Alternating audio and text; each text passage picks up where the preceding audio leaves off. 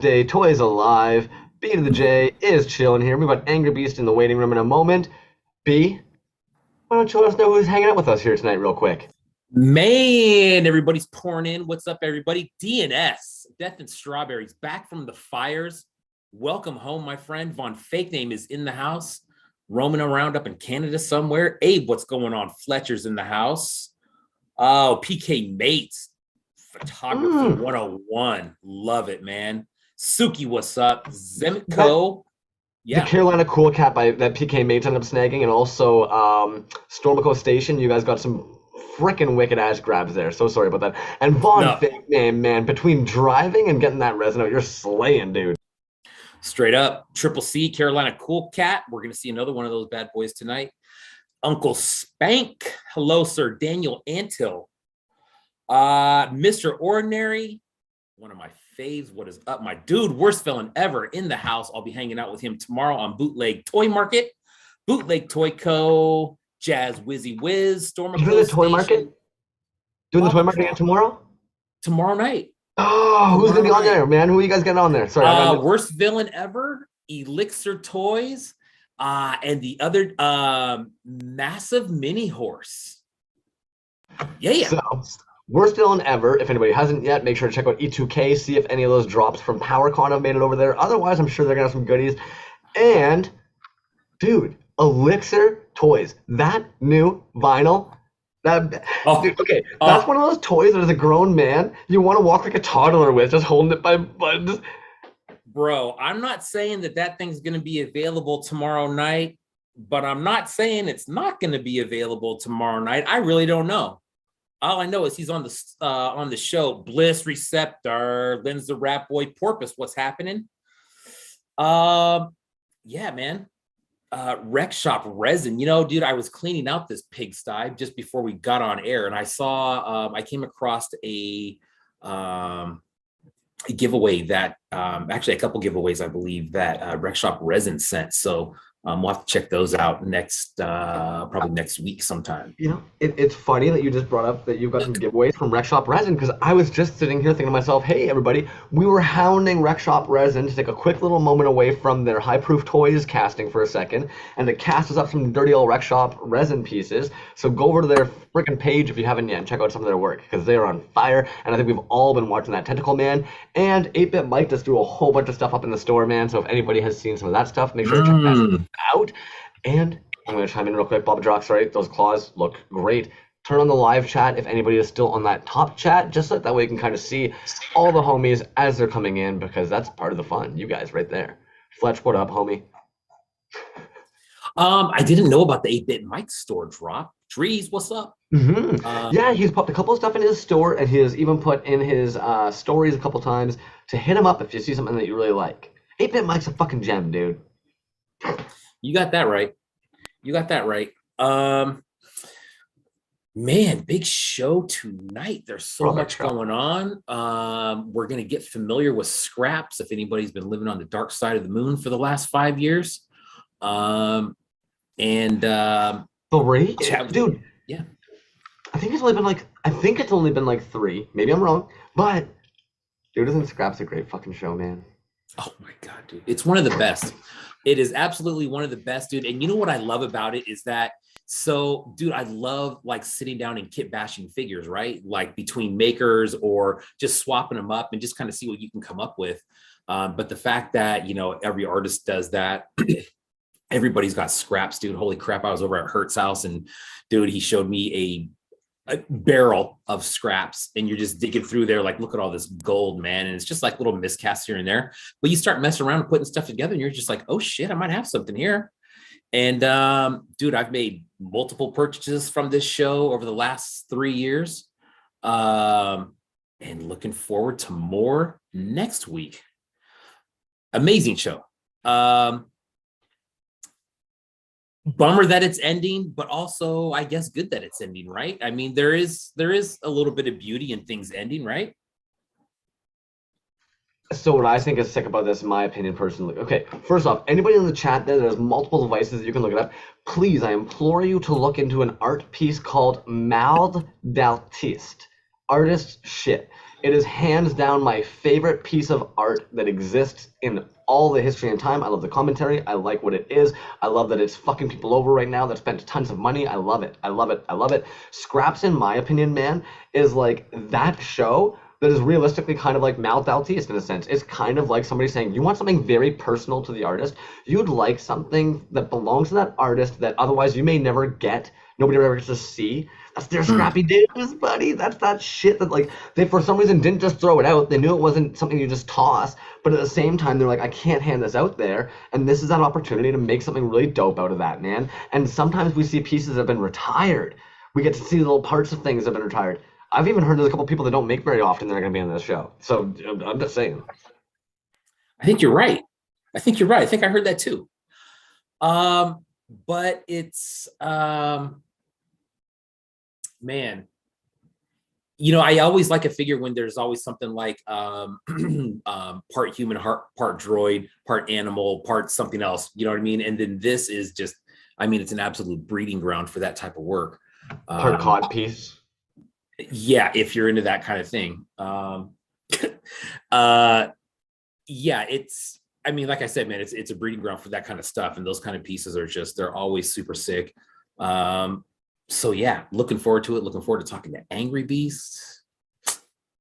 Next couple of weeks are off the hook, man. And then after that, we got Jazz Whiz. I just, you know what? I'm not going to get too much into this really quick because the vibe is really freaking awesome. But I want to make sure to put that out there again because it's been a couple of weeks, I feel like we've really put out there. Any of the homies, if you're going through a little bit of a hard time, if you've heard one of the homies going through a little bit of a hard time, no pressure on anybody, but don't forget, you can always reach out to somebody. There's always going to be somebody there.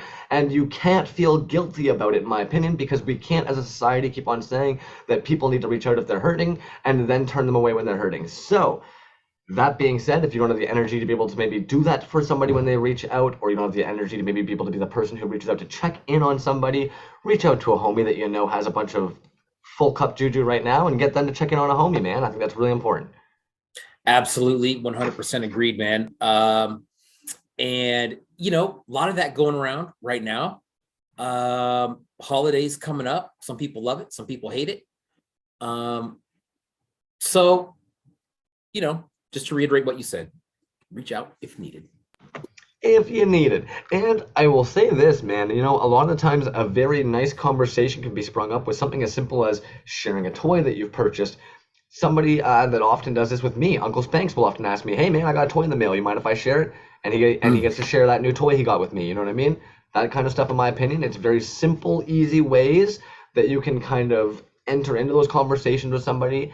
And also, something that I am learning and I'm slowly going to start implementing more, ask your homies, hey, I've got something I wouldn't mind rhyming off to you. Do you by chance have the energy to hear me out at the moment? So that way you're not just necessarily dumping on the boys or women, the folks. I'm bad at that sometimes, man. Sometimes I'll just hit somebody up like first message and it's a wall. You know what I mean? And it's just like...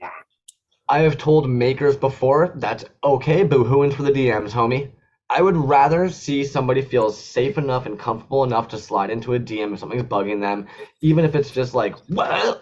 Than just bottling it up and disappearing off Instagram for months. You know, everybody's got to do what they got to do, but if there's an opportunity maybe to catch somebody who's slipping, it's always great. That being said, though. Yes. Homies. And also, it's funny that you guys all think that I'm highly caffeinated and I'm well rested. I was telling B right before this, I did probably the most Canadian thing ever. I had a house guest the other day. I did not want to wake them up, so to prevent them from waking up while I vomited, I stood in the shower and puked poutine all over my chest for about an hour. Tater tot poutine. So all those little fragments, not even just nice good fries, little fragments. Man. Anyways, you want to pull in Mr. the Angry Beast and get talking about some scrappy do's and scrappy don'ts? Or did you have anything? I've been going like fucking a million miles a minute. No. You know, I haven't drank. I see, obviously you're caffeinated. I haven't drank coffee in about 5 days now. And man, those first couple of days are rough, dude. Holy, look at this guy. But the first couple of days are rough. And then it kind of starts to slap you like, wow, dude, is it that bad when I don't have coffee? And I'm sure as shit, man, sometimes it is. But you and I both kind of getting over being sick with different things, and fuck, dude, moving on. Shit. I've said it before, I've said it again. There are some people that love coffee so much that they like to get their coffee super special. I love coffee so much that a homeless dude could literally wring coffee out of his sock and I'd be underneath there. Give me coffee. All right, Angry Beast Man, if you are chilling over in the waiting room, we're going to pull you in, dude, and I am so sorry.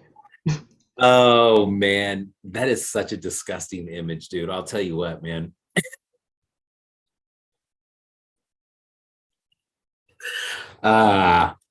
Angry Beast. Yeah, Angry Beast. Also, I'm just sitting over here chilling. We're all waiting for Angry Beast to maybe pull in here. I'm going to embarrass him with this. What up, Angry Beast? Yeah, I just realized I forgot my mask, boys. No, fuck that, dude. How are you? Hey, I'm doing well. Good. How are you guys doing? Good, man. Thank you. Thank you Yeah, for coming in. Hey, thanks for having me. This is exciting, you know. I can't believe you guys have done this 67 times. In a row. In a row. Do you get nervous? I mean, you probably not anymore. Right? Not anymore, man. You know, I think when we first started, and Crumbs and I, we did the first, I think 6 or 7 episodes on Instagram Live, and that was choppy and funky as it always is. And then we switched over to YouTube, and it's kind of cool, man, because you're not really in front of an audience per se, right? I mean, you are, but you aren't. Visually, it's just kind of a conversation, and then we can kind of check the chat as we go along, but. Yeah, man, it's, you know, the most nervous part is talking to people like yourself, where you've been around for forever and been doing these incredible shows, and you know, and I'm just like, hey, man, I've been collecting for the last couple of years. Tell me about you. And it's, you know, that's the nervous part. Crumbs, you got it down. Yeah. B doesn't understand Canadian. She doesn't know that you just deflected there to try and avoid talking about yourself. Were you nervous coming on in tonight? Get those guys talking. And you know, Crumbs and I, you're talking about puking poutine in the fridge or not the fridge, in the shower as a Canadian thing. I feel like you and I maybe we're gonna have a Canadian standoff. I shipped Toyz Crumbs a toy that hasn't that's disappeared, and we're both trying to do the most polite thing for each other. Which is we're both trying to do the nicest thing for the other guy. It's a total Canadian standoff. But we'll get through it, eh? Oh man, there was a great episode of The Office where Dwight and Jim are trying to one up each other by being nice. Or I'm sorry, Dwight and Andy. And that's funny, man. That's a very Canadian episode for sure. Canadian standoff. So Angry Beast, man, you've been in for a little bit now. I'm gonna force you. We know who you are. Most should know who you are. Please give us a rundown. Introduce yourselves to those watching here tonight. Sure. I'm the Angry Beast, resin bootleg artist. I've been making toys for a few years. Actually, I should do the math. It might be 9, which isn't a lot compared to others. But I don't know. It's either 9 or 10. But anyways, yeah, I make resin bootleg toys. Been doing it for a while. I used to make toys at a higher rate than I do now, but that's okay. It's still here. And also the creator of Scraps, the online art show, which is what I've been doing. Well, I was on Toys on Tap earlier this week. So the Scraps PR team has me out and about doing the rounds, you know. So, and it's the last one. So, a friend of mine gave me some good advice. They said I should reach out and talk about it a little bit more, because it is the last one, and it is a pretty cool thing. So that's what I'm doing. I just thought, you know what, let's put yourself out there to talk about it. So that's who I am, the Angry Beast. If I may, I would even actually say more than just a maker. You brought it up a little bit on Toys on Tap. That you even kind of said, you know, it's hard sometimes to get the right leaders running these shows. I would definitely say that you're somebody, whether you know it or not. You're a very leader type personality, man. Even if we look at some of the stuff you've done with Toyronto, the way that you just kind of take the reins and you make something just happen, and doing the shows here, doing the Scraps the art shows. What do you think, like, what about being a maker do you think pushed you into actually doing something? I know, just even throwing shows. Yeah, I don't know. I guess you got to do things for yourself, right? And so that's the whole um, when I first started making toys, it was a bit more mysterious at that time, where, you know, God, I love Healy Made. I'll talk about him probably a few times today, but God bless Healy Made, but he's not necessarily out there sharing how to do it with everybody, right? So that there's kind of like having to do things for yourself, and making shows happen for yourself as part of that, which is great. And it just happened to, you know, come up with someone like Lab Monkey #9 and a couple other guys in Toronto who are like, yeah, let's do shows, let's get a gallery, let's figure this out. And it all comes kind of from that. And it's like, yeah, you gotta do it, because if you don't, you might not ever be in a show. And God, I wish I wrote the date down. But it goes all the way back. We had a toy show called Action Statue in Toronto. Okay. Like, I don't know when it was. I really can't remember. But it was great. And it was put on, a guy called Laird of Toy kind of set it up with Lab Monkey. And it was in a gallery. And that really like got me going. I was like, wow, I can make toys, make a show, make people see it. And that was it. So you just gotta do it for yourself, you know? When I first moved down here, actually, a gentleman, Mad Mod Poet God, he works down at the Collective, and right away he started getting right in, telling me, being like, man, there's these dudes that do an art show and they do handmade, and I was like, yes, yeah, I know. And man, so you were literally, there's still people today talking about those shows you guys threw in Toronto, like 3-4 years back at least. He's cool. I've only met him a couple times. He works kind of with the Collective sometimes, right? And that's a cool spot in Toronto. And they had a wrestling show there once that I had a couple toys at. But yeah, I mean, in 2019, kind of in the before times, right? There was 3 toy shows in Toronto. We had the big Toronto show, which was insane. And then we had Yo-Yo Dine put one on in November. The Droid Factory. And then there was another one that came together really quickly right after that called like Art Toy 2099 or some shit like that. It was like just made up. So there's 3 shows before the world fell apart in 1 year. So we were like hyped. And it wasn't just Toronto. Trashbury was doing all kinds of crazy shows in Philadelphia. What's the Deadhead Resin? They had done 3 in Baltimore, I think that was. So it's really cool. And it was kind of like, it felt like the ball was really rolling, and then like everybody else came to a crashing stop, you know? So was that at the point where you kind of tried to move it to all online stuff? You said that you'd been doing this for 9 years, and that's to us, I mean, well, maybe not crumbs, but to me at least, I mean, 9 years, man, that sounds like a vet, you know, over here. I think the majority of people in the room are probably here 4 years or less, you know, something like that. So was there an online presence before COVID when you had shows in show or in person? Yeah, I think so. Absolutely. Like we would post the shit out of all the shows when they would happen. But it's hard to capture. I love gallery shows. They're the best. Online shows we'll talk about how good they are, but there's nothing like it, right? Being in the gallery, seeing people look at your stuff.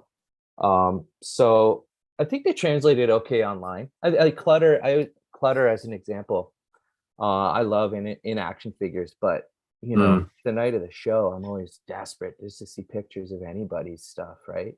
So I feel like, well, the best way to see clutter is scrolling through their shop once everything's posted, and that was the same for all the shows in Toronto too. I think the best way to see the toys was definitely it. But you know, I'm craving an in-person show again. I would love, you know, because you get out, you have some beers, you talk to people. It's just different. Yeah, it is, man. It's great. I've been a part of, or not a part, but you know, been to live shows Assembly Required this year, and then coming up again in February. And it's a totally different feel, man. You're right. There's the show itself, which lasts for, a few hours of the day, but then there's that time afterwards where you really get to kind of hang out and, talk to people that you've only really talked to online before. So you're right, man. That's a bummer that they went away, dude. I hope they come back. I really do. It sounds like you guys had a really super cool thing. I know that Canada in general, just from talking to Crumbs, it seems like Canada is a lot more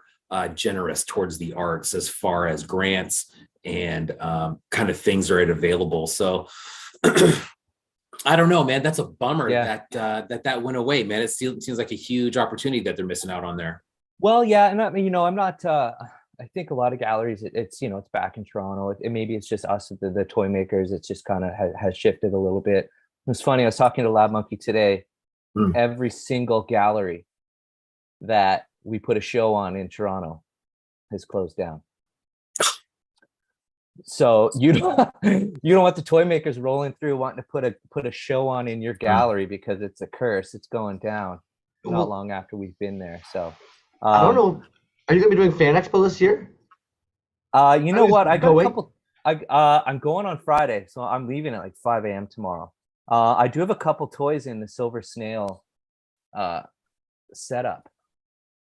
So if you're unfamiliar with Fan Expo is, it's like the biggest convention in Canada, like Comic-Con, right? So it's huge. It's in Toronto. It's the best. It's right under the CN Tower, right next to the Sky Dome. And it's just a big shit show. But Silver Snail, it's like an institution in Toronto for comic arts, and they've set up right next door a free expo, bringing it back to its roots. So it's like everything Fan Expo's not. So I got a couple toys in there. I just haven't posted about it yet. Canadians are really weird about shows, man, because Americans, for like months beforehand, they'll be talking, who's going to decon, we should nap out, we should have a slumber party. Canadians, you're almost sitting here being like, I don't think there's any Canadians going. And then it'll be like the week before, you suddenly are like, oh shit, you're Canadian? And you see somebody post like, I'll be at booth at Fan, and you're like, I didn't even know you were Canadian, homie. Okay. All right. Like, we just, for some reason, just lip seal. It's almost like we're embarrassed. We're like, no, I'm just a toy maker, man. I'm not in Canada. I think back in, I don't know, 2018, 2019, we had a Toronto booth. Oh, shit. I should have put up the banner behind me.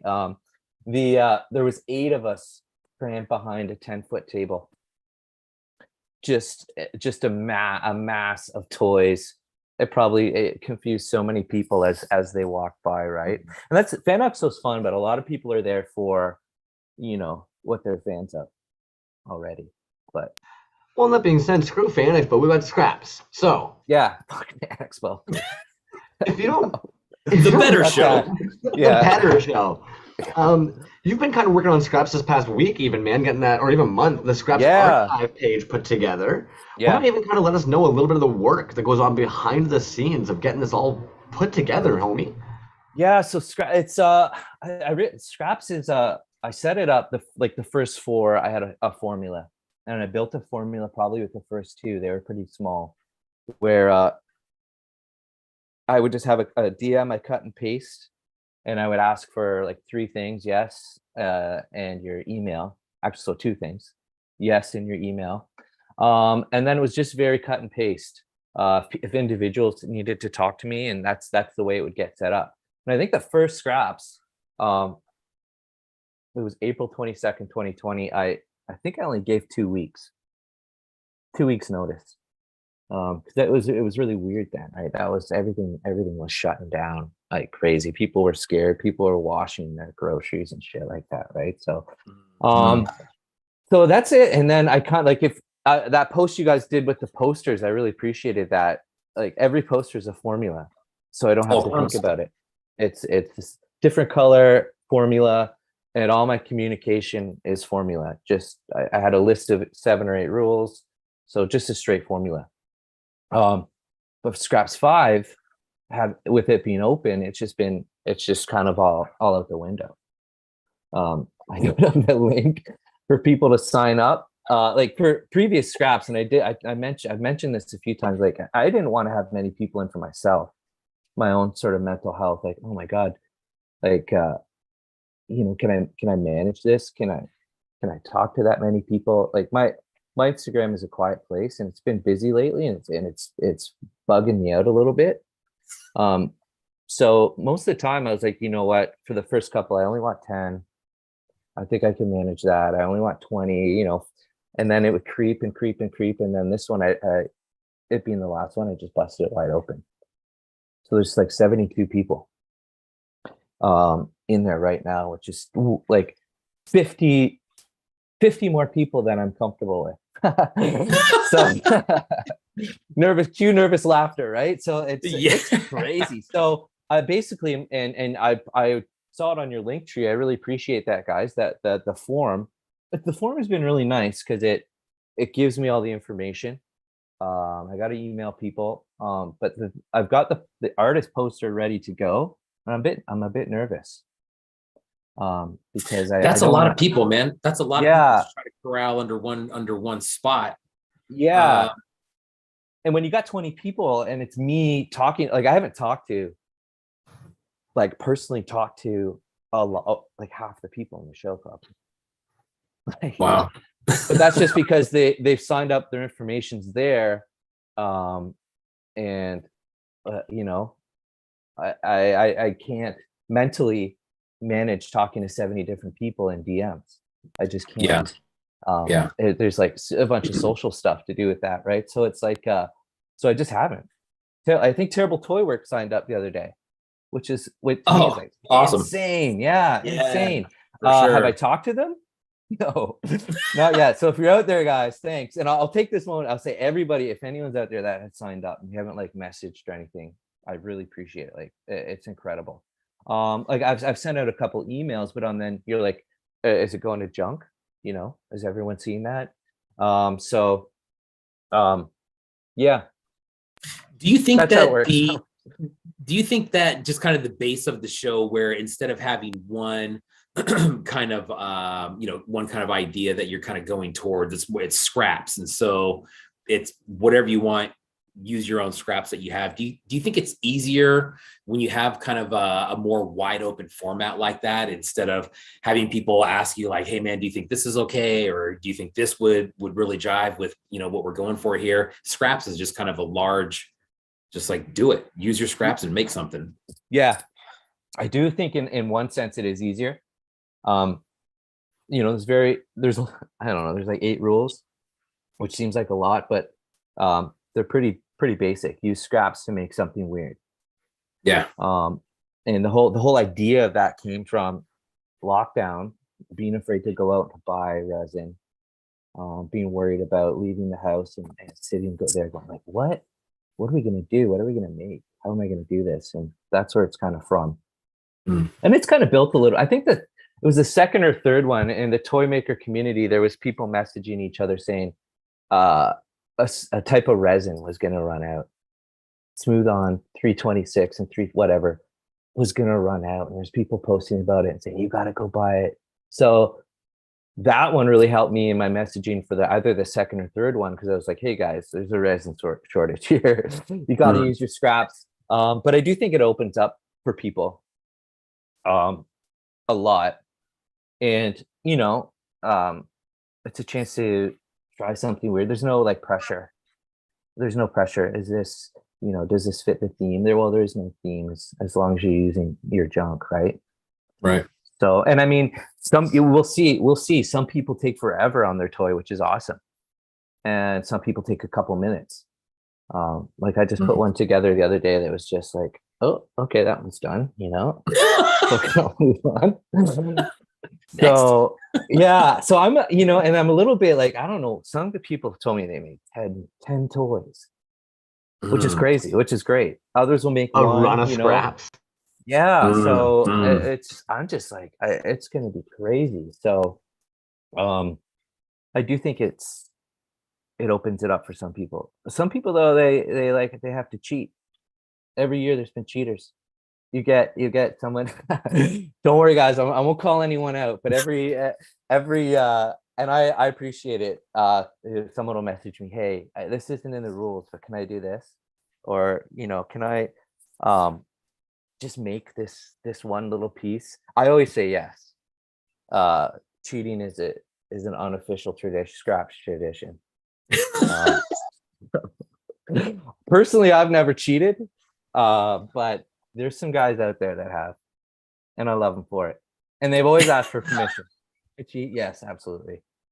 And it's only to make it's an open relationship if you're in scraps. Yeah. I just have to cast this one piece, man. If I could just mold and cast this one piece, it would look so sick. Yeah. Well, a nice one thing that some people have wanted to do, and I think it's cool, they want to like cast a clear over scraps. And I think that's such a beautiful, it looks so good, right? So yeah. Yeah, but I'm not here to expose the cheaters.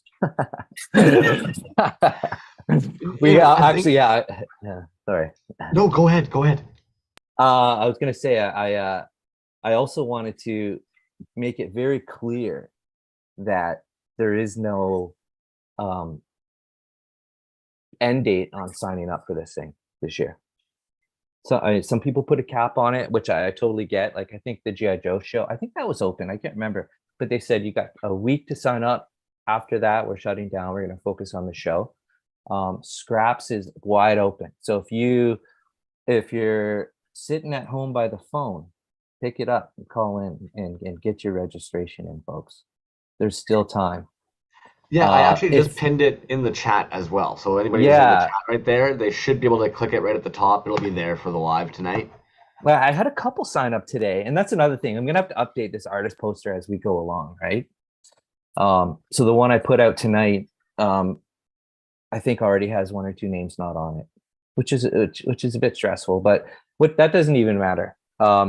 Like if you wake up the morning of the show and you got the day off for some reason, sign up, get in here. Let's make it crazy. Yeah. You know, I think what's nice about Scraps, man, is, and you've made it open, but there's tons of times that there's people I've talked to when they're not invited to a show, they'll even say like, well, you know, I think I'm going to make a piece anyways, and I'm going to try and drop it on such and such date. So it works out, in my opinion, being open. It's like everybody can do that. Like you said, right up until the last minute. So they can find out about it on that day and be like, oh, crud. Yeah.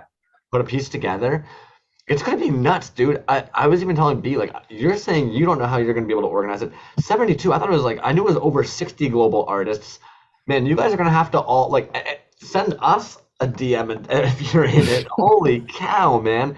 Tracking all those down the night of, it's going to be such a, like, your takeover is going to be good. Well played, sir. Yeah, no, it's I don't know what to expect, really. I really don't know what to expect. It's going to be wild. And being white, it's just going to be like a big old IG Bukkake of toys. Yeah, right. I'm going to put that on the poster. I'll put that on the poster. I'll switch the black ink splatter to a different color for it. Yeah. Yeah, it's going to be bonkers. You guys are going to need, I appreciate that you're going to go through it. I really do. I mean, you guys have, well, on the matter of appreciation, you guys have created a really cool platform here. So, thank you for that. I know a lot of people think the same thing. So I'm really appreciative of this platform, right? Yeah. Thank you, man. Appreciate that. And really we're cool. excited. We're excited to cover it, man. I like that once we started doing the show, then started kind of covering shows. It just seems like almost everyone that comes out now, if there's a good amount of people from kind of our neighborhood, so to speak, in it, then we're definitely going to cover it and do every piece. And the more pieces, the better, man. It's going to be a long ass show, but it's going to be fun. Dude, so let's talk about the finality of Scraps. So this is the last one. We're moving on. It's obviously been a successful show over the last 5. I did read a post of yours or some commentary that said, there is a little bit of it's good to move on sometimes. So let's talk about that and why did the decision to move on, and I'm sure it will be replaced with something, correct? Yeah. I've got a couple ideas, just different ideas for the show, and I don't want to do more than one a year, right? So for me personally, it's either just do scraps all the time and just be that guy, or put it away and do something else, right? And I think 5 seems like a good number. Yeah. 5 is a good number. I do want to collect all the work in some fashion and present it. Like, I don't know how I'm going to do that. But yeah, it's nice to end things. I killed off a couple toys before. It's kind of like, wow, this is it. It kind of forces people, well, hopefully forces people to pay attention a bit more. It pisses people off too sometimes, and that just has to happen. That's just how it has to go too. You know, that's part of life. Yeah. We got to learn. So it's yeah, it you know, and it makes room for other ideas. So that's the main thing. It's and I keep saying, like, if I bring I'm retiring to play baseball. So if I bring scraps, just like Jordan, right? So if I bring scraps back in like 4 years, don't be too angry. It'll come back with, you know, to great fanfare, maybe, or maybe not, right? Like in my mind right now, it's done. It's just nice. I'm excited.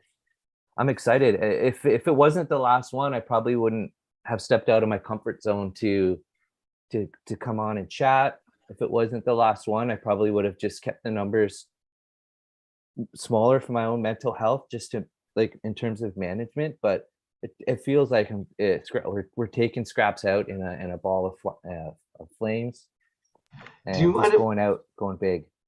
Yeah. May I please, and please feel free to just stand there silent for like 3 seconds and I'll know your answer. But you've touched on it a couple times here tonight, and it is something I think as makers, a lot of our American buddies have been coming around to it a little bit more. You keep on mentioning the mental health part of throwing a show of this like scale. Oh yeah. Do you mind even just kind of dabbling a little bit on kind of what you mean when you're kind of bringing that up, like what, like maybe those stressors or some of those factors might be when you're kind of saying that, like how that, like. Yeah, well, you know, a lot of it is like maybe personality or personalities.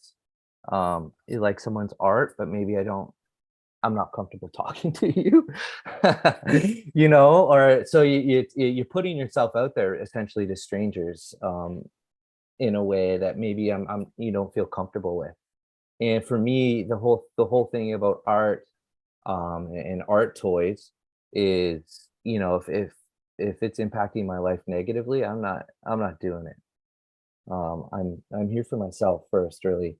And that there's a lot of stress putting on a show, you know. You want everyone involved to like take it to heart and you know, put their best effort into it, and because you want it to be good, you want it in a way, because in a way everyone's kind of representing the person putting on the show when they go out there, right?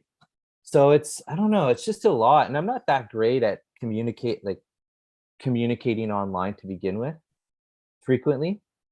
So I don't want to let anyone down, you know? So it's just keeping a number in mind. For me, it helps. It's like, yeah, you can do this. It's only 20 people. You can do this. It's just helpful, you know? And I'm here for joy, not stress. I'm here to make some art, you know? So that's it. That's the mental health side of it. Now I got 70 people and half of them I haven't spoken to, but we'll see what happens. We'll see what happens in a week, you know? So I guess I was just going to say, man, I guess the moral of that whole story is there, when you were talking about scraps may come back, maybe 4 or 5 years, save your scraps, everybody. Get yourself a box and just start throwing them in there. You never know. And that was another thing. I'm starting to think, like, if scraps on people's radar, people are going to be, you know, making scraps intentionally for scraps, where the whole thought process was this unintentional thing to make, right? Oh, like what toy makers keep all their bits, right? Not with intention though. It's just like, I'm gonna throw this out. It's like throwing out money. So when intention shows up, I think for a show like Scraps, it might take away from it. Maybe not, but that's just another thought I've had about it. Yeah. So it's gonna be wild. And I'm very, very sorry, man. I'm gonna be that guy real quickly. You have it seems a very select amount of toys directly behind you. May we bother you to see some of those toys? Oh yeah. This what you got over there? Oh yeah, you guys are gonna go. This is Lab monkey. Ah, yeah. You Mm-hmm. know, Dig it. the Mr. T-Rex. Yeah. This one, I forget how I got it. Maybe I forget how I got it. But it's unpainted. It's just crazy. It's just crazy. Did you just say unpainted? Yeah. Oh, fuck off. Wow. We don't like to paint resin. We don't like to. It's something Lab Monkey and I talk about it often. We're like, wait, resin is so specific types of resin they take the color so nicely. So for me, like, I love paint. Nothing against painting, but for me to have a toy that's like pure color with the resin is the way to go. Dude, you guys tickle me pink, man. I'm sorry. That's like this weird little flex you guys just rocking right now. Like, I like it. No paint. Yeah, well, and you know, now that I think about it, man, the majority of Lab 9 pieces that I have, I think the only part that's usually painted is like a face or maybe some details on the face or something like that. But everything else is, and you know how many pieces there are, man. Shoot, I just posted his scrap piece from last year, and what I counted just from going back to his process pictures was at least 17.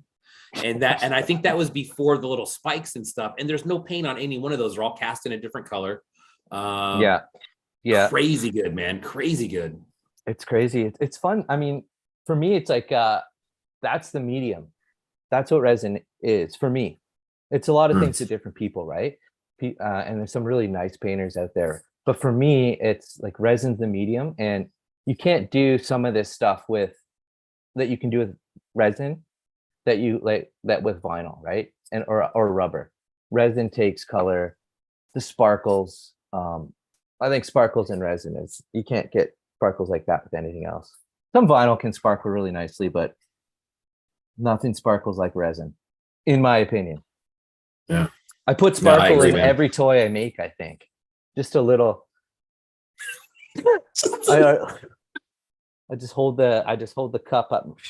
Yeah. There you go. Little kiss. There you go. This is, I love this one. I didn't realize this was like one of the first. This is a sucklord, right? I bought this pretty early on, but it's got the wood grain backer, and nice. I didn't realize how big the creature from the Black Lagoon was at the time. But that's a cool one. And then you got to have your own stuff up, right?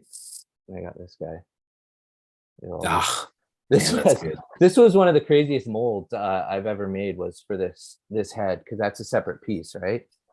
Yeah, I can even put Mr. T's head on. Oh, there you go. There you go. So this guy was from an Unsold guy from that first show in Toronto. So he's been around a while. Unsold, you said? Yeah. What's wrong with people? I don't know, I got a lot of unsold stuff. And then this is from the Toyyrano show. Magoob Toys printed out 3D letters that spelt Toyyrano. And he gave one to all the different artists. So I got the Y, so I made this one. Oh man, that is awesome. Yeah. And this with the CN Tower head. The folks from the lawyers from CN Tower reached out to me, and they asked me not to make those anymore. Can you believe that? Like, dude, I believe it, man. I believe it. It's crazy. And I'm like, do you know where I bought that CN Tower head in Chinatown, a great part of Toronto, but with store after store of CN Tower stuff that's not licensed, and you're coming after me. So yeah, no kidding, man. In San Francisco's the same way. Like $1. You find them for a friggin' $1. Like Crumbs. I think that's the one it is. Look at that's the in Chinatown. Tower head. Yo, Lucky's? Was it the Lucky's down in Chinatown? Probably. That guy's, dude, that place has some of the weirdest shit ever, and I love it. Oh yeah, they've got that great stuff. Like you can buy Spider-Man on a Batman card, right? Oh, dude, they've got the deformation bots right now. That's like one of the big bootlegs they've got. Deformation bots, and it's just these rip-off Transformers. I love it. Deformation. Yeah, so those are I brought these guys out too. I brought this one because I know you're Lab Monkey fans on here. This is and speaking of Fan Expo, this is early Lab. That is. It sure is, man. I've seen that one online before. That's a beauty. Yeah, and the RoboCop body is just like a real toy body. So he just wow. he just bought a bunch of RoboCops. I think the helmet. I think the helmet was a sculpt. I think he was telling us that that was back when he was trying to avoid having to mold something, which I'm not gonna pull it up, but dude, I've got to say, and this is going back almost 3 or 4 years now, when you did your art culture horror interview and they included some of the pictures of your molds, you and LM9 have some of the wackest molds I've ever seen, even to date. Some of those in good ways, dude. Some of you guys need to go on there and look at, like, those molds are stupid. This is the brachiopod mold. So I thought I'd just bring it out so you can get the scope of it. It is huge, right? Yeah, it is huge. These ones you kind of you gotta pray a little bit to the mold gods, because it's just rough cut. You gotta set it up properly and then just hope to God it works out. That's why this toy will be dying too eventually. I haven't made too many of them yet, but it will go away one day. I'm not doing that again. That's a slab of silicone, man. It sure is. Yeah, it is. Chunky boy. It's a chunky boy. Yeah. So. Well, man, we've had you on. At this point, we're coming up close to that hour mark, and I want to make sure that we haven't missed anything to do with scraps that we need to touch on for anybody who wants to sign up for it. Can you please give us a rundown of anything we might have missed here tonight that you want the people at home to know about with scraps coming up? If you're on the fence, just sign up and make something to see what happens, right? There's no pressure here, but if you're on the fence, just sign up and make something. It's going to be a lot of fun. Tune in, charge up your phones, warm up those thumbs, because it's going to get busy that night. And then Scraps is Scraps it's an exciting show. 8 p.m. Eastern. 8 p.m. Eastern on next Everybody Thursday. has to post white. Yeah, and that's the thing. You had to click on the sign up. You got to click the box, white background, Scraps logo, 8 p.m. Thursday night. There you go. And is that what time? Don't post that shit before, because just don't. Look out. Figure out what time 8 p.m. EST is. Don't show your toy before. That's a big thing. One thing I will say, I have been loving it. I'm saving them up. I'm going to try and present them in a special way. The amount of artists in the show that have been sharing pictures of their scraps pile has just been like, I'm loving every minute of it. It's such a fun thing, unique to the show. Like, you're not going to. It's just so much fun. So everyone that's been posting that, I really appreciate those. Those have been fantastic. Somebody started it, and it seems like it just caught on. Everybody was like, well, with scraps coming around the corner, here's my scraps pile. You it's guys in the rules, sneakily man. Implanted it. Yeah, okay. It's in the rules. It says don't show your toy before. If you need to show something, take a picture of your pile. Show that. So that's been going on since the first show.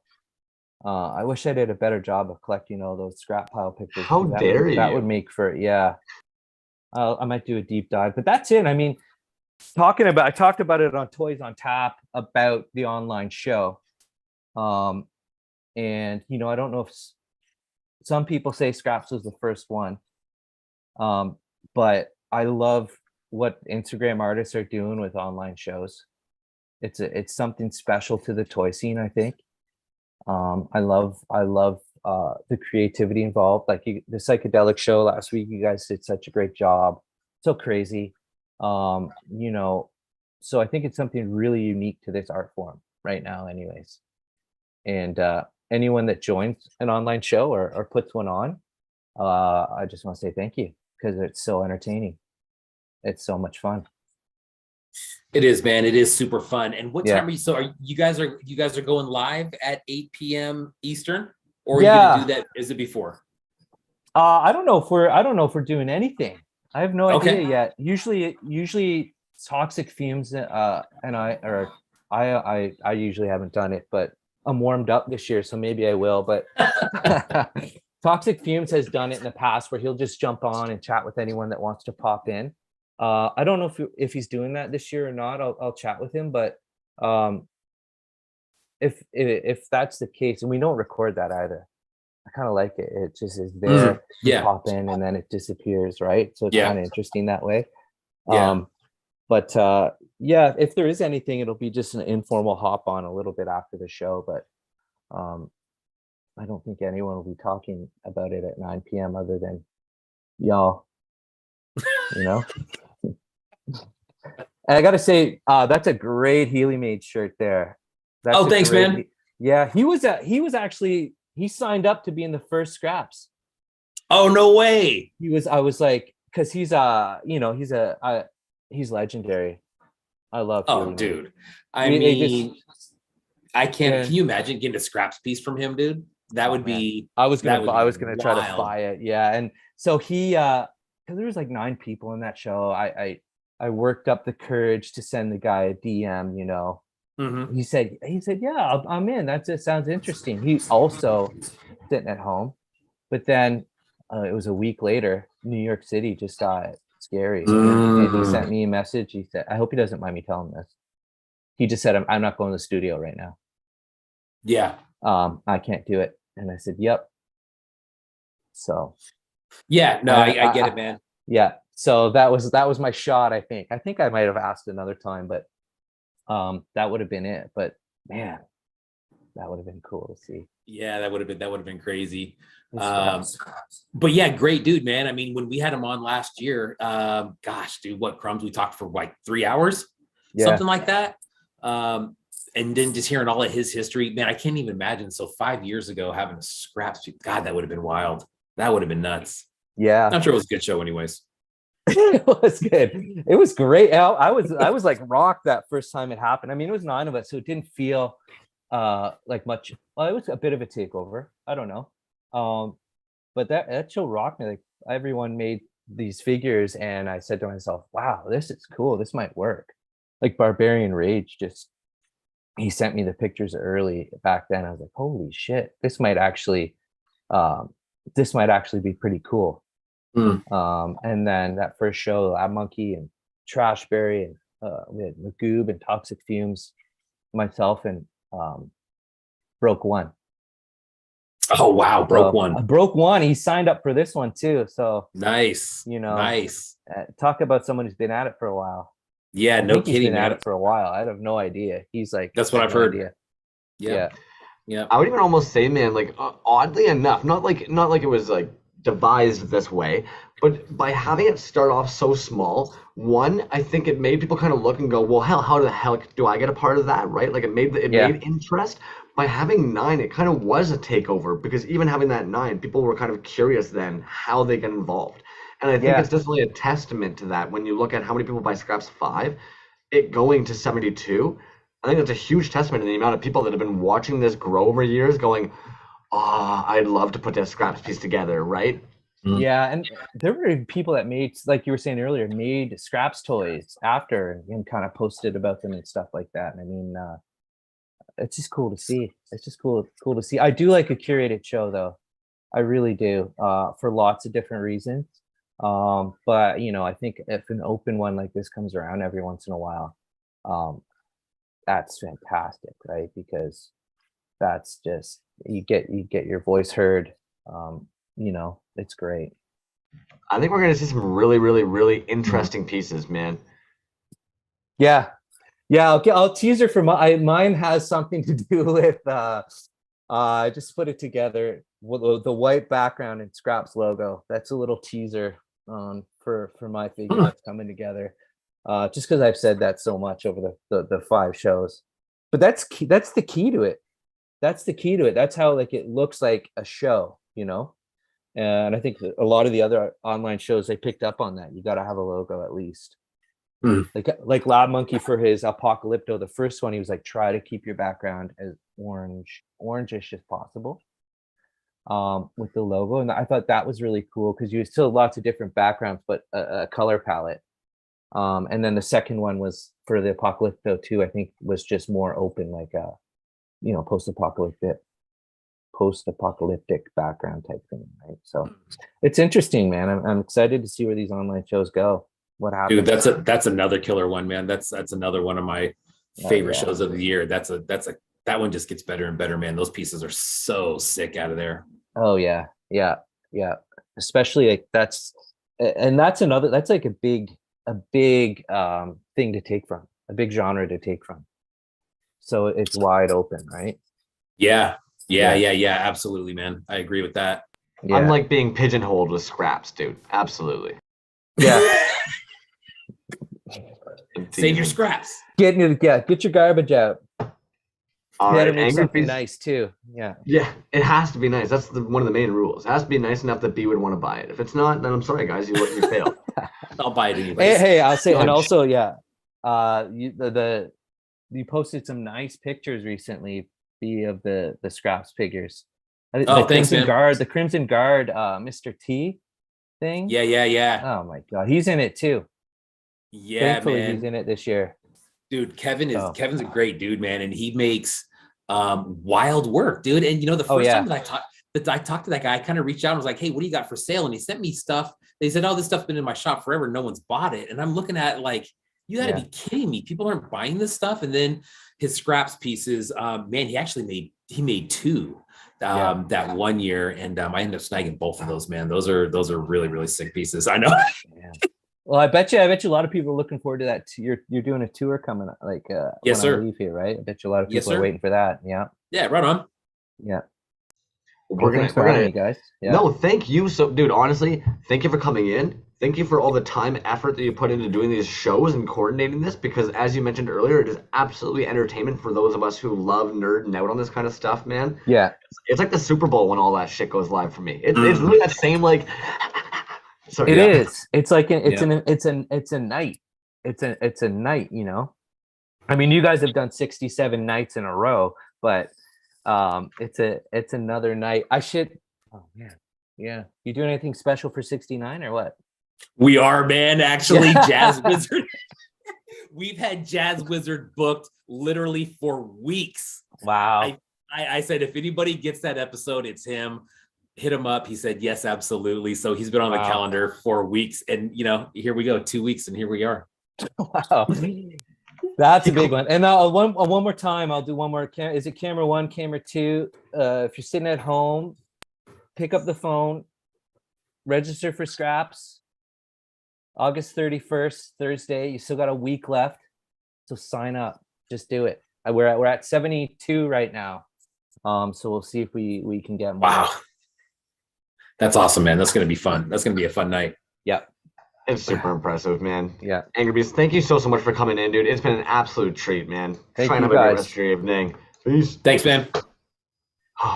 Hey, real quick, before we go into the tour real fast, anybody who doesn't know Angry Beast, I just want to do a quick little show off here, because I do have a couple Angry Beast pieces that are showing here. I know I showed this off with the one night. He even mentioned that little bit of sparkle he puts in there. It's impossible to show, but yes, there is like a glittery sparkle in this piece as well. This was part of his shots fired that was actually done for Slug Toys when we're talking about online art shows.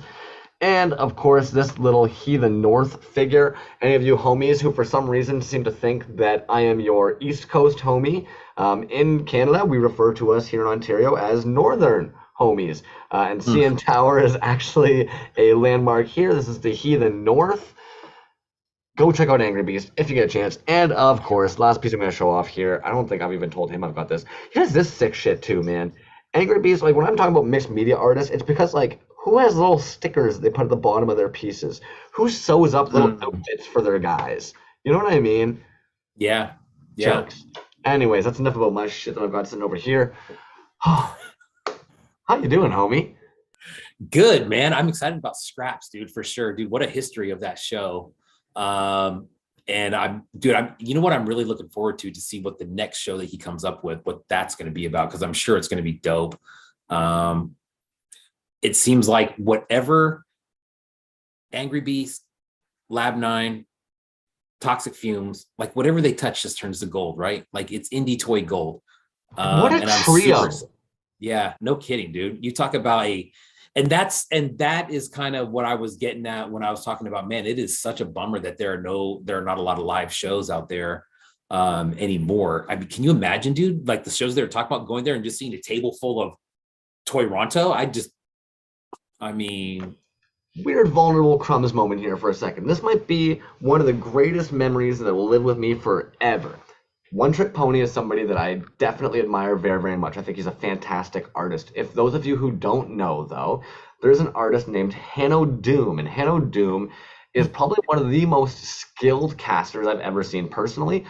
They do screws, nails that function as screws and nails to install some of their other resin pieces in galleries. There was one time where she had done this crazy show. There was patches of grass in a corner. There were electronic what are power bars that they had casted the power bars and done all the circuitry for them that were actually running and powering some of the pieces they had. There was a bunch of bootleg cables hanging from the ceiling, so when you went in there, you were submersed in like crazy white noise and static. And the issue is that COVID was happening, and as somebody who really admires art and really enjoys this stuff, unfortunately, I was not able to actually be able to enjoy this art in the way that it was meant to be enjoyed. I was just getting bombarded with like videos and pictures by One Trick Pony, and unfortunately, this actually at the time did cause me to have a little bit of a breakdown because it made me realize just how much I really, really missed being able to actually experience art such as that in a setting when everybody's been online, right? Shit you not, one of the coolest things ever. They drove the 2 hours to the gallery, and Hanno Doom actually sat there on a Zoom with me and walked me through her entire installation and explained to me what was going on so that I could both actually hear it and see it in a way that I couldn't just getting bombarded with pictures and stuff, man. That kind of shit. Online art shows, yes, very cool, but I agree with Angry Beast when he mentioned there is something about going and actually being able to experience art where it is. Oh, it hits the soul different, man. Absolutely, dude. And you know, when you see it in person, but then again, you know, with us here, you know, seeing people that you know, or kind of know, seeing these people in person and hanging out with them and saying, hey man, shaking a hand, giving a hug, hey, you know, that's something that obviously it's something you can't duplicate online. It just kind of takes it to it means a whole different thing, man. I mean, after AR last year, I was thinking to myself, damn, I'm definitely going back to AR next year. That's for sure. You know what I mean? Yeah, there's great pieces there. But besides that, it was just a really good time. I joked with Uncle Spank actually this evening, and we're kind of chatting a little bit right before the live, and I mentioned to him, man, I was like, you know, we joke about like gotta buy toys. The reality is every toy is actually like it's more the opportunity to meet a new friend, the opportunity to create a new memory with somebody, the opportunity to actually establish a connection with somebody in this weird fucking world we live in. Thankfully, because of the internet. Hey, That's I it. do have a couple of tabs. I have also been Okay. trying to grab homies' names from the chat. Okay. Did you want to discuss any of the pieces that we're doing a giveaway for while those guys let me know they're chilling in the chat in case they haven't spoken up yet this evening? Sure. Sure. We'll go over Okay. all of them real quick. There's three. Sick. There are three absolute bangers, though. So hey, man, if people are missing out on these, people are missing out on these. If you guys want to be entered into the drawing to or the wheel spin to get any of these, say something in the chat, please. If you're new here, everybody else kind of knows how it goes. But first, we'll start off with Dark Rainbow. It's a beauty.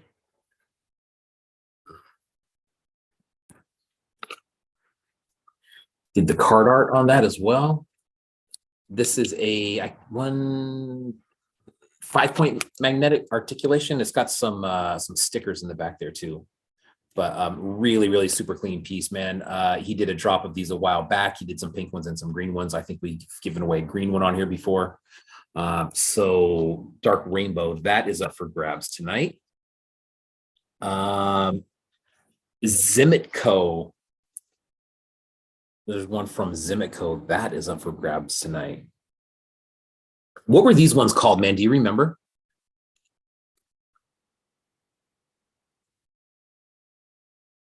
Zimit will pop in and let us know. But that's a beauty, man. That thing's probably, I don't know, 4 inches tall, maybe a little bit less, but that's another cool one. More stickers on the inside. Bam.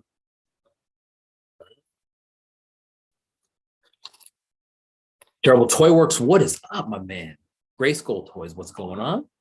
And then last but not least, this is a 2-piece prize here.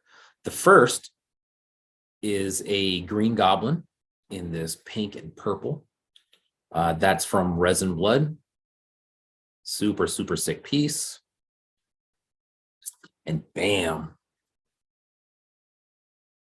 Yup, that's one of them 6x9 solid backers from Resin Blood. Bam. Good one, man. So this will be a combo like that. Boom. Look how clean that looks when they're together. Very, very nice. So that's what's up for grabs tonight. We'll do that one last. The first one that we'll do is Dark Rainbow. We'll start off with that guy. And if you don't have any Dark Rainbow stuff, I know that he had a bunch of stuff in the E2K store. I don't think it's there anymore, but there could be more at some point. But anyways, check out Dark Rainbow. I know that they entered a piece in some of the more recent shows, and they came out fantastic. If you own any of his stuff, the 3.75s are they're always pristine, man. The Zymet one was Fallen Angel Ape. My apologies. Fallen Angel 8. There you go. Bam. Porpoise says no fucking way. I say yes fucking way, my friend. Historical Station says claim. I'm the resin backer. Yeah, and if you haven't seen any of those, you know, I know that he's done quite a few of those now, but they are sick, man. The one for the psychedelic show was just off the freaking charts, man. The colors on those were insane. And that's it. That's what we got for the giveaways tonight. Did you want to do one right now? Are you okay?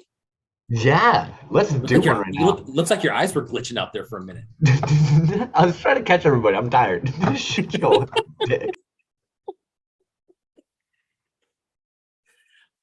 you start to close your eyes. Open your eyes. You've landed in that voice that I thought for a second you were going to say, I know you. You're dad. You took your ear. You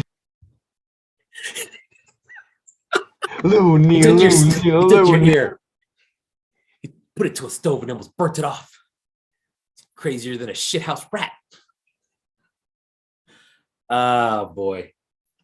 Anyways, Recollection Toys. How you doing, man? Wheel me too, he says. Nice. Can do.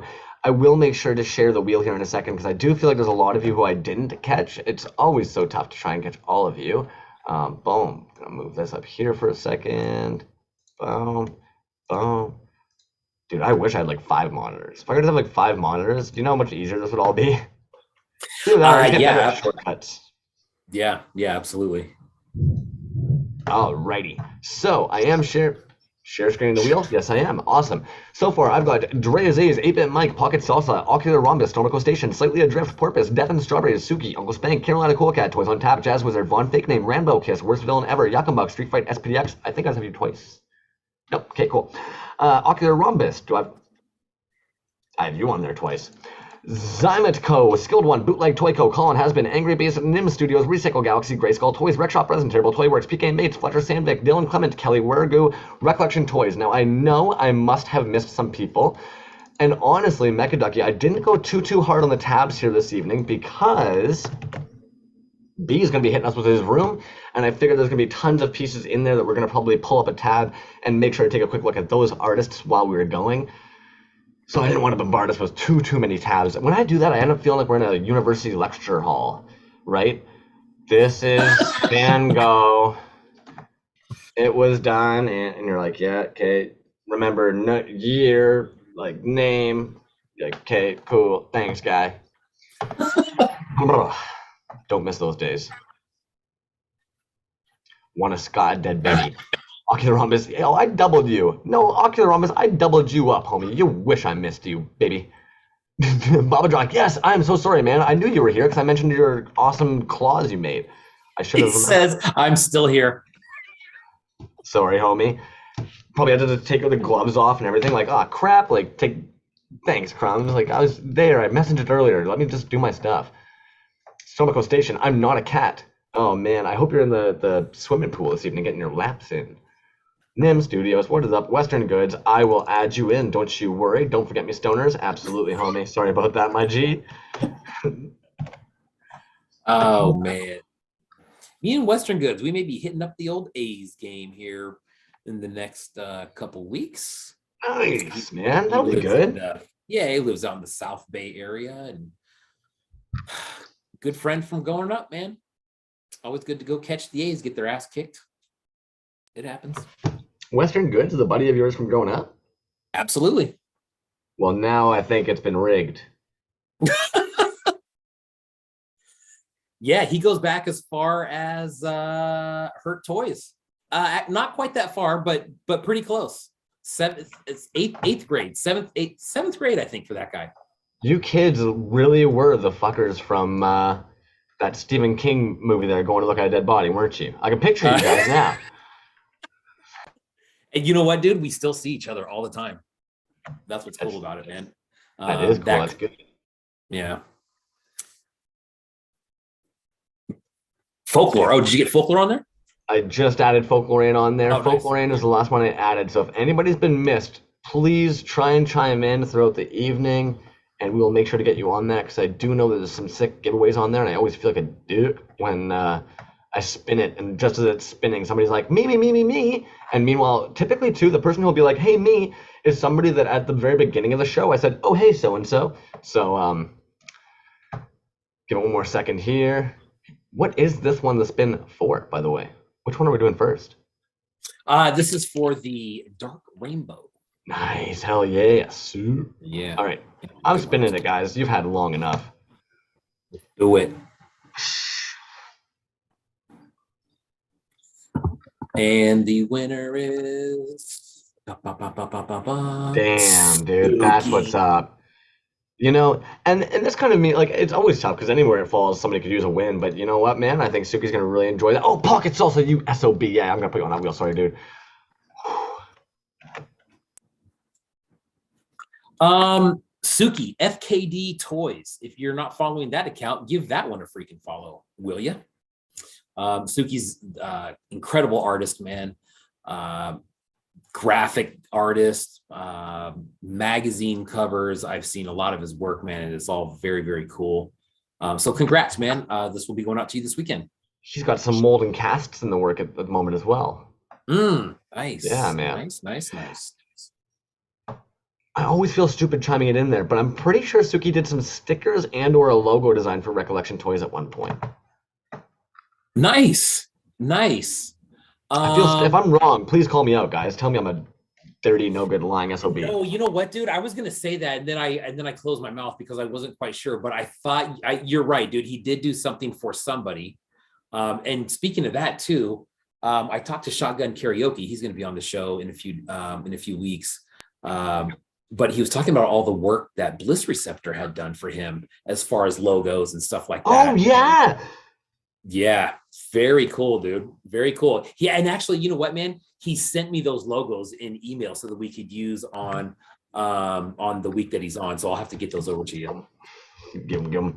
Yeah, man. Guys, definitely reach around, observe who's in your scene, dudes. Like, you've got some very talented individuals. You don't have to do all the work alone. I know a lot of artists do like to do everything alone, but you don't have to. There are some phenomenal dudes out there on your team that would be happy to work with people too.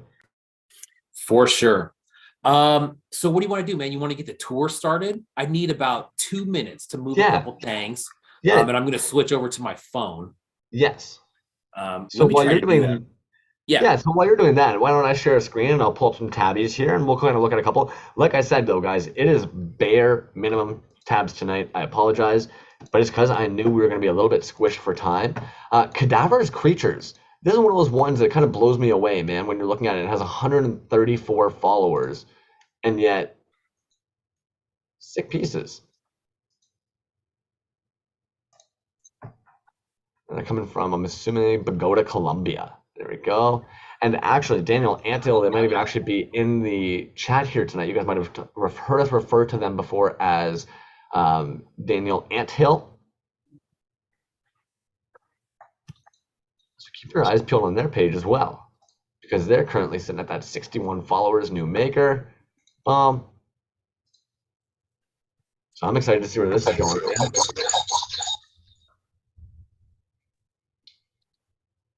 Oh, And that's really it tonight, guys. If you guys have other drops you want to make sure I get by the end of the night, if we've got some extra time, please feel free.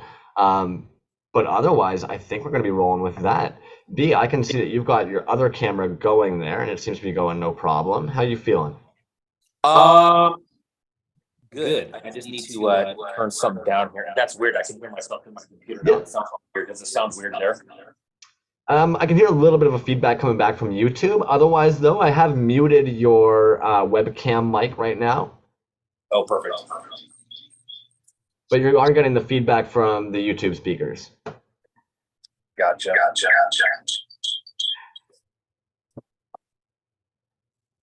Ba-da-ba-ba. Sorry, dudes. This is what you get tonight. Otherwise, you could see the cool stuff we've been saving. Like this awesome Feral Foundry. That for some reason it says we're not. Yeah, there we go. You guys been seeing this guy? Check this out. The Stitch.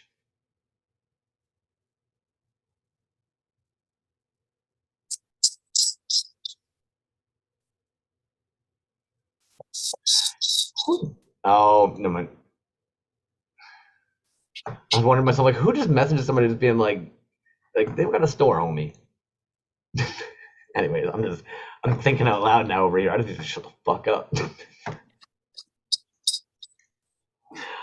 Oh man, it's fun. I can see from too. I'm gonna leave real quick and then join just from my phone. I can even just remove you from here. Watch. Good. Neat. Sup? Hey, how you doing?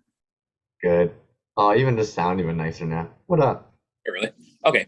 Yeah. So turn my camera off real quick. Dude, I need like give me like a minute. Oh, I see how it is. That's no problem. Well, I guess while B is going to need a minute, I'm going to show you guys this guy here. So some of you guys might actually be familiar with the Spanish bootlegs of Swamp Thing, the Yolanda. There's some sick horror sculpts in that. If you're somebody who's actually into things like The Fly, Frankenstein, any of that fun jazz, I think even actually Drea Zay's might have a couple of the magnets still in their shop. But if you look at the head here, in my opinion, that's what's like very, very reminiscent of that Drea Zay's sculpt. And I'm going to actually grab mine here because, boom. You see what I'm saying here? You see what I'm saying here? And admittedly, if you look at the package typically for the Yolanda one with the Spanish illustration on there, it is very, very, very similar to what Drea Zay's ended up doing on their magnets there, which are currently on their store. They do have a couple more of those. And as you guys know that I love Swamp Thing for whatever reason, I don't know why, he's kind of okay. But every now and then Swamp Thing gets referred to as a shambling mound as well. So for any of the Swamp Fiends out there who are looking for maybe some additional Swamp Thing pieces, this is the 2010 Grenadier Shambling Mound. And he's like a pewter figure, basically. Yes, that Spanish fig, also what's neat about it is there's a couple different variants. Now, if I had to guess, there are the painted ones, but personally, I do believe as well there are some monochrome ones. And I believe that it's kind of like mystery minis when you get like a silver, a gold, or a bronze. I do believe that there might actually be a possibility in the monochromes, if you were to get like a full box of them, to maybe get like a silver, bronze, or gold, but I'm not 100% on that. Lab Monkey number 9 actually ended up having an entire shambling mound as my mom's nickname, right, Jazz? Oh, dude, that's hilarious. That's what I always call my penis once I end up growing more than 2 inches of hair, because it's basically just a mound. B, what up? You ready? Let's do it. All right. So I'm going to flip this around. So this is kind of just an overview of the room itself. So like you kind of walk in like this, and then we'll just do a quick little, just something like this, and then we'll get into some detail.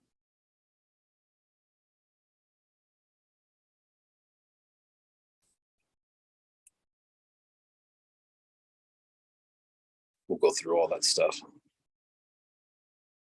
So this is technically, it's like a living room, and it has this built-in old school stove that does not work. So, and actually When I usually take my pictures, this is where I take my pictures from that black base right there. I use a black backdrop, and then I get a really kind of cool reflection off that black metal top.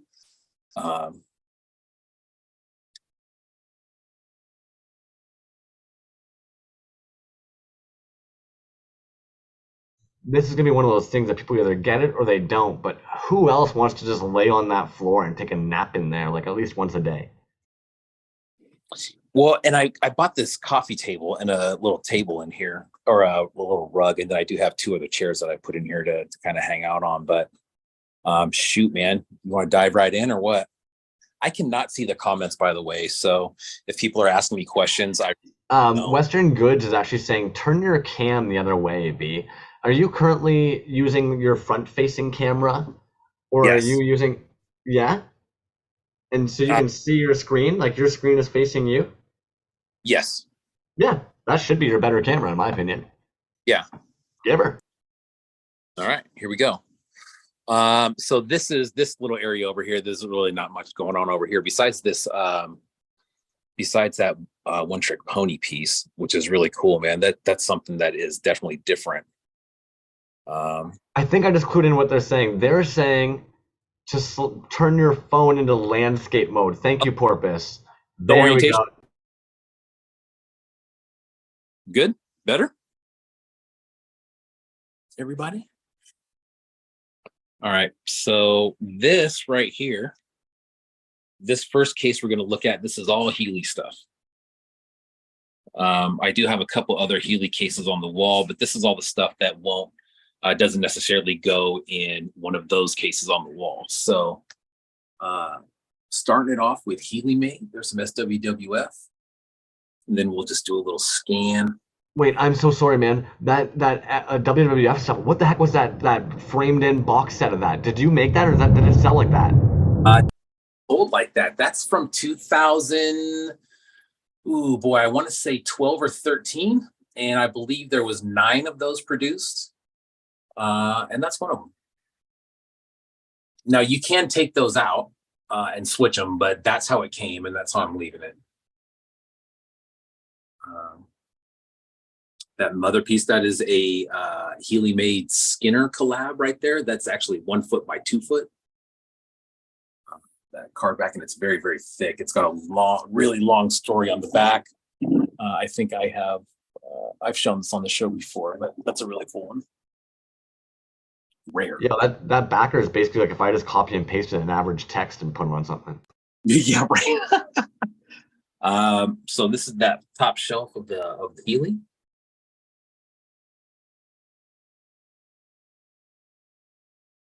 Then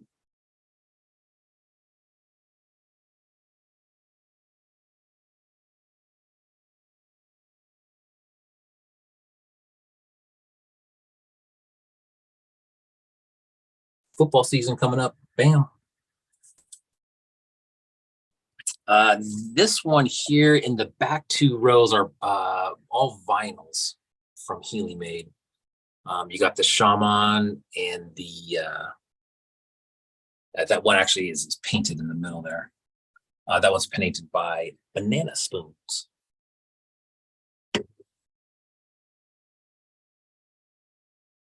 The fact that you've got a goopy gravy / Buena Spoon painted fucking Healy is rad, homie. That's so sick, dude. Look at the eyes on it, dude. I love how he gave it eyes looking in one direction. Cheeky looking bastard. Yeah, right. And then the Bellums. This is the newest one that just came out, that painted guy there. Is that the first Bellum with that head? That alternate head? Yes. Nice, Well, dude. Well, see this bubblegum one right there? There's that one that came out a while ago. But it's the first painted one. And then here's some other Healy made. There's some Quackulas down there. That big old bear, that is a Mishka Healy collab. That Garamond is a Healy made painted. That's not a figure from him, but he did paint that one. And then these are going to be. No, wait, sorry, back up. What the hell is a painted Garamond by Healy doing there? There's got to be a bit of a story on that one. Where did that come from, homie? That one just came up in a conversation with me and David that we were looking at. Me and the old Mr. Healy David there.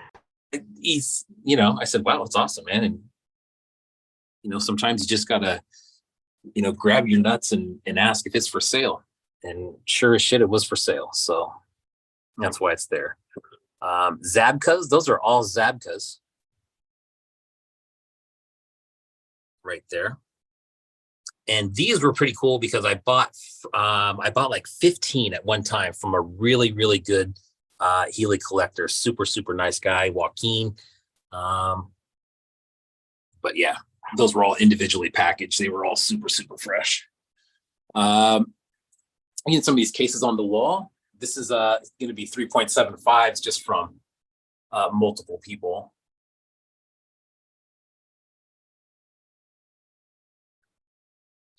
Floss. That's a Magoob piece painted by Don or Don't Care.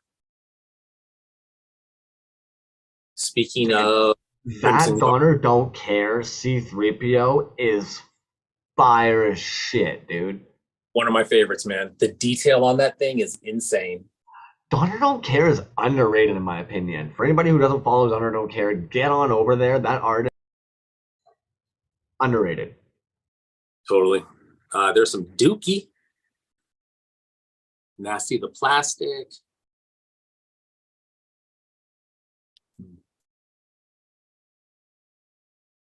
There's an old Killer Bootlegs Ewok.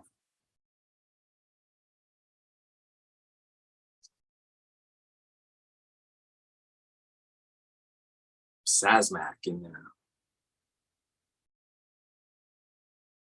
Pikmin's vinyls. Some more Magoobs. Has no talent. Slug Toys. Reach out to Slug Toys, say what's up.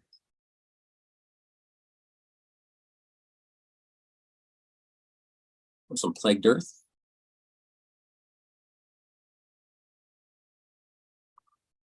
He's in the wrong spot. Wow, just noticed that. Trash Joy. A little Trash Joy Studios hanging out there. That is a really good Vader. Oh, yo, what boba is that too? Sorry. God, it sacks me. Yeah. Look at the paint. Look at the paint and the color combos. Can you tell who that is? So what's tripping me out a little bit, if I'm being completely honest, is one part of me is going, that's not Toy Qigong or Mark Helis. And then I'm like, but Dark Rainbow Toys doesn't do a fet. So I'm a little bit stumped, man. Ghoul of Gaba. Oh, fuck off. We will move on. No, you know what, though? I will say this, man. I've got one on my shelf, too. At the end of the day, sometimes you need to be able to separate the toy from the person. 100%, dude. It's a beautiful piece, dude. I love that one. It's static, but the paint on it is super wild. There's a couple pieces from Abe. Dre in the house, little Dre spot there. This is a pretty cool case right here, man. We got Ordinary on the top.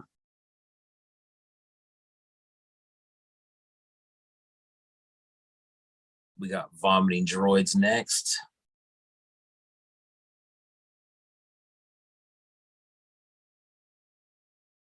Sorry, do you mind also slowly going back the other way on that Vomiting Droids one? That one's fine. Which one? Oh, just the shelf all in general. Of it. Oh, yeah.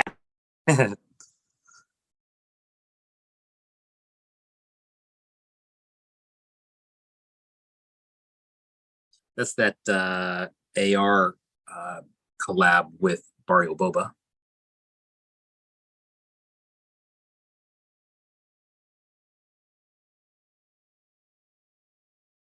Wild, man. Then we got some Resin Blood 3.75s.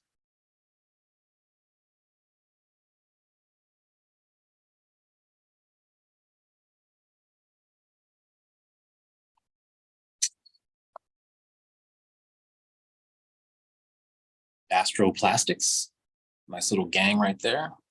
Kentucky represent. Cronin Builder. Cronin Builder, come back, we miss you. I was about to haven't seen Cronin Builder in a while, and anybody who hasn't seen Cronin Builder, you guys know the amount of magnetic articulation in weird places to join shit. Ooh. Yeah, and magnets in the bottom of the feet on all of them, dude. That's what I really like about that metal top that I used. You could really do some cool shit with his stuff. Jazzwiz is asking if you don't mind just slightly slower on your swing bys. Oh, I apologize, Chip. Rambo kiss right there.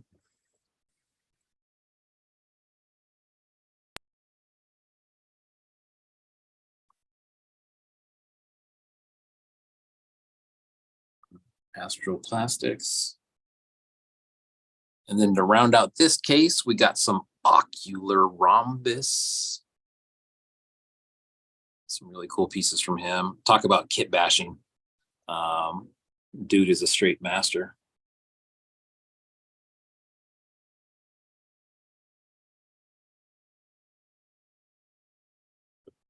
This is not ocular.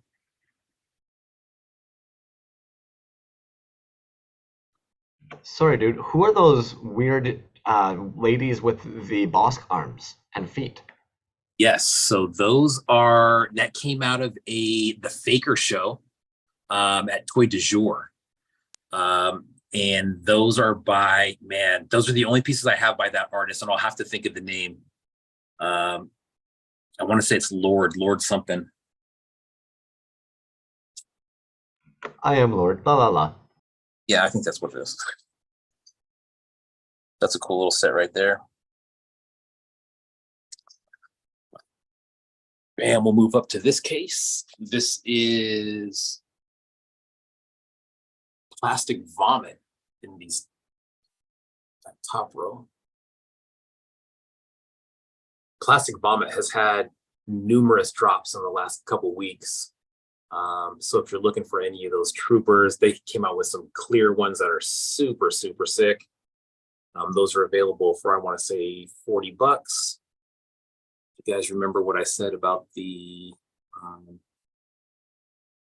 mention of Toys Alive? When you try to order something, do that, see what happens.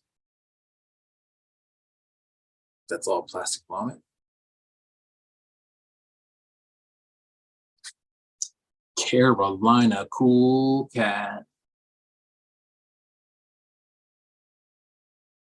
Beauties, Carolina Cool Cat, every single one of them.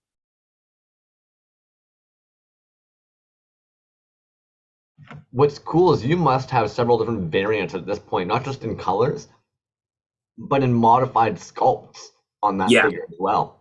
Absolutely, dude. I know that there's at least two. I want to say maybe three. But you're right, man. There's some different sculpts in there. He added the air tank on some of them, like this guy here. Would you mind, when you're done with that case, do you mind backing up for a moment so we can get perspective of what those cases kind of look like? Yep. Squatch.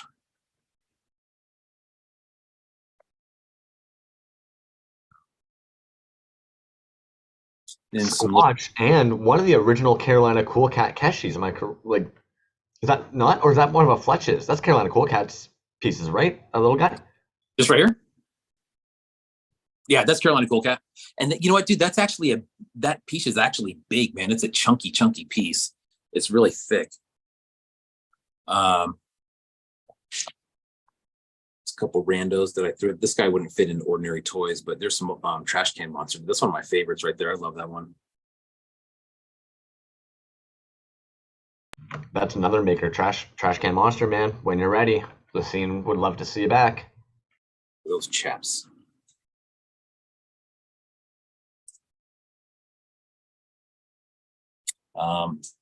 There's some Pamro that just wouldn't fit in the case with their others. Ophelia. I'm gonna try to get Ophelia on the show, man. On that guy's work. This is a whole titty bean case right here. So this is all, I think I counted there. I believe there's about 73 or 74 That Pistopian Pyres is so fucking good on the top left. Mmm. That one was in a magazine actually that I have. They did a feature on that. I didn't even know it until I bought them. Like, oh, That's triple on. yeah, that's a good one. I That's tried a glorious mummy stalker. Oh fuck! Damn, dude. Dicks. Yeah.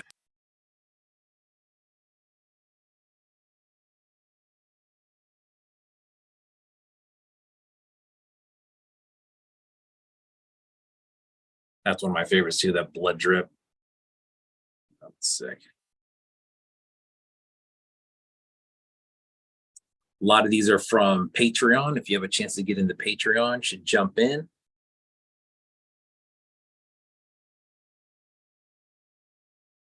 The gill mode on the top, on the far right, so good. Holy shit, dude! You've got such a good archive of titty. Yeah. And you know what did I notice? The one thing that I actually did not try to squeeze in here was my two earliest titty pieces. Oh, this guy's acting funny. I think that might be my favorite titty piece, the Scout Trooper right there, that I have. There's just something about the colors that he did with that one. Biker Scout's good, but that new that you got right in front of him, so fucking nice of a pour, man. And that little bit of minimalistic paint. Yeah, good one.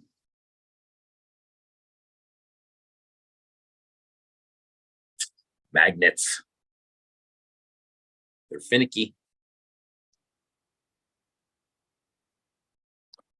And then we kind of get into some Titty Bean stuff, some newer stuff where he's not using magnetic articulation. I love the static legs. We've been talking about that. But that's always a good, at least for display, plus the less magnets, the better when you're trying to display stuff together like that, right?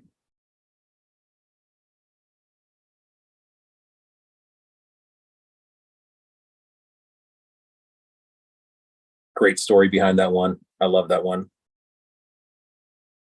This one was in Titty Bean's shop forever back in the day, and me and Crumbs passed on it each probably 10 times, and then I got it, and we just laughed when. I was gonna say funny story. In other words, we both for some reason were strangely appealing, like attracted to it, but couldn't figure out why, and we left it for too long, and then you snagged it, and you even said it sat there forever, basically eat a dick.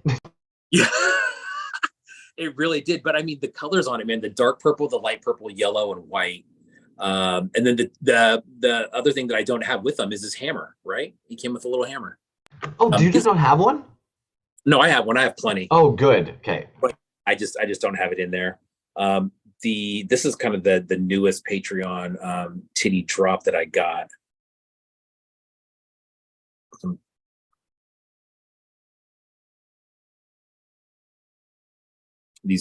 Some of these are a little bit older, but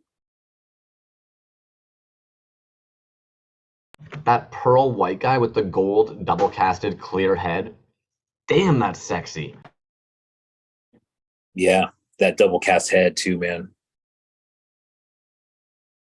This guy right here in the middle, he's got so much UV on him. That's one I was talking about a couple weeks ago, where you can't take a picture of it, right? Because when you put the UV on it, it just blows your face off, and it just totally drowns out any kind of. That's an old one right there. It just drowns out any detail at all. But I think that might be one of the only ones of that figure, the Acolyte. yes, you know what? There's another one that I have that a magnet came out because it's so old, dude. But it's very cool. It's just got a red chest, clear legs, clear arms. Really, really sick. Phantom Lake. Don't be sleeping on Phantom Lake. The green Frankenstalker. Actually, you know what? That one is also one of my favorites from him, just because it's his first carded piece he ever did. Or maybe not that he did, but that he sold at least. And dude, that's one where I just got into his Etsy shop and there it was. This is going to be Pamro up here.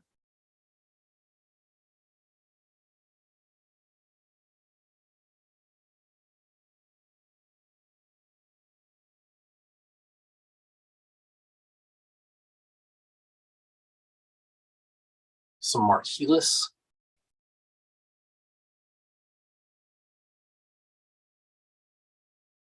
It's another one of my favorites is that Scout Trooper right there from Marquelis. That's a really nice one. And then some more Pamro.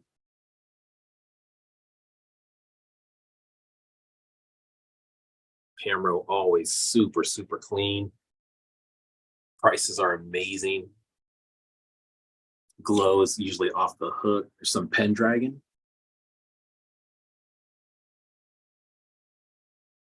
Couple batteries there.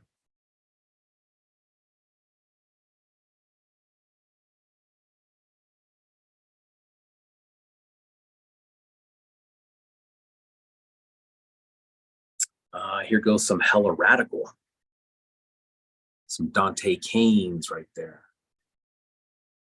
Some Creatures. That's an older Snow Trooper there.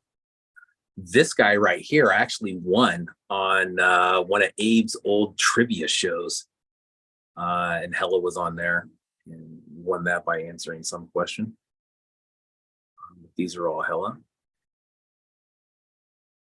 Here's some more Hella. This little watermelon cantina set is cool. There's a CC.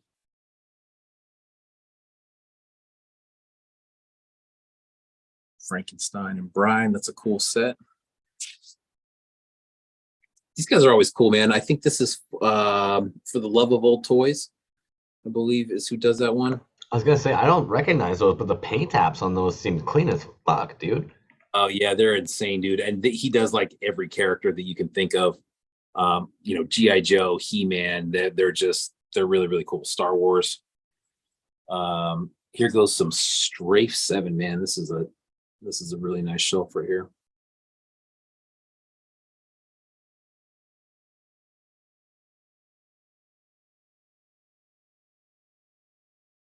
I feel like he brought it up when we had him in, but we do need to bring him in again because even looking at yours, because I don't have any, his ripped up helmets, are they all different? Are they unique? Like that's not the mold, right? Like does he cut each and every helmet uniquely with his Dremel? Yeah, look at that, dude. They're all different. And even within the run, I believe they're all different. But yeah, what a fucking guy, man. And you talk about putting, you know, Angry Beast was talking about putting sparkle in his resin, and I think Strafe kind of sticks to that same thing, and they're always super fresh. Here's some more Strafe down here.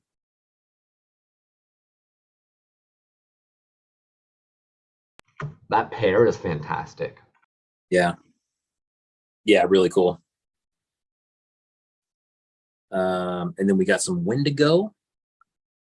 Wendigo, another guy who's kind of been MIA. If you see him, or you, I'm going to interject really quickly. Yep. Wendigo actually does have some of that exact colorway of the marble of that alien that you got right there. I can't remember his name right now. It's like a Tuscan something. Maybe I'm wrong, but there's some of those still there if anybody wants some. Oh wow, nice. Yeah, those are great, man. That one came from that one may have came from AR. One of those came from AR, but yeah, cool. The Sea Walk. And some of the little Frankies. And we got General Purpose.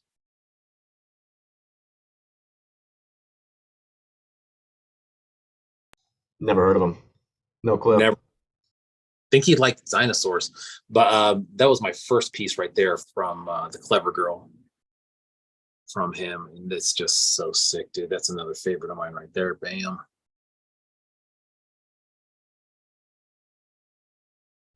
That's from Heavy Metal Hanukkah last year. Cool one. Your Max. Your Max. Oh, that's a dope skin, man. Fuck. Sorry, but your Max Rebo is gorgeous too. Oh He's yeah, hilarious. Those eyes on him. Jeez, Louise, Porpoise. Yeah, I want to say he came with an axe Something like, I think it's an axe. I'm almost positive. There's a little JD hog for you.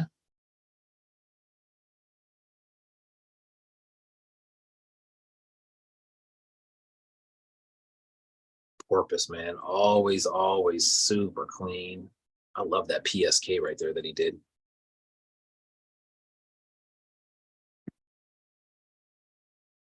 Skull and Void. Doom trackers. I swear, man, I think when I first started, the Doom tracker was probably in my top 2 of pieces that I needed, man, and they were just elusive as hell. And then just started doing crazy drops, man, and they were not selling out for whatever reason. Eventually they did right away.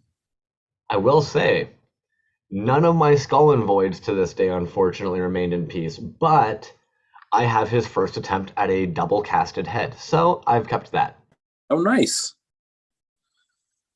So I'll just step back real quick and then show you. You're saying what this wall looks like. This is basically the, that's kind of what that wall looks like. But then we'll get into this case right here. This is a really, really good case. Got Lab 9 up here on the top.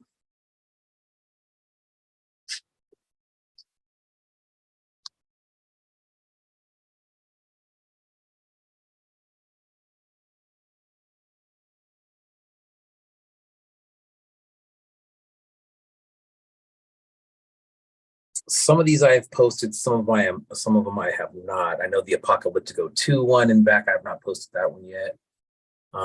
That one's going to be a very involved post just because there's so many parts. You can do so many different things with that one.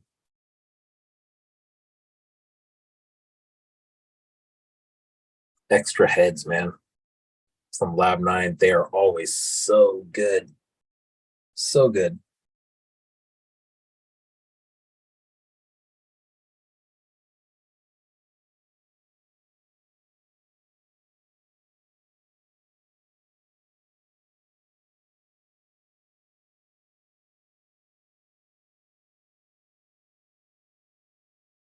Ice.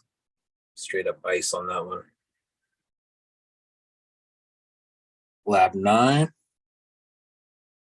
Dude, that Lab Monkey number 9 shelf is insane. That shelf alone, like right there even, looks like it could easily be one of the coolest toy lines to ever drop. Like imagine being a kid and seeing like a fucking like hill and those characters are what you're about to get when you buy a full box set.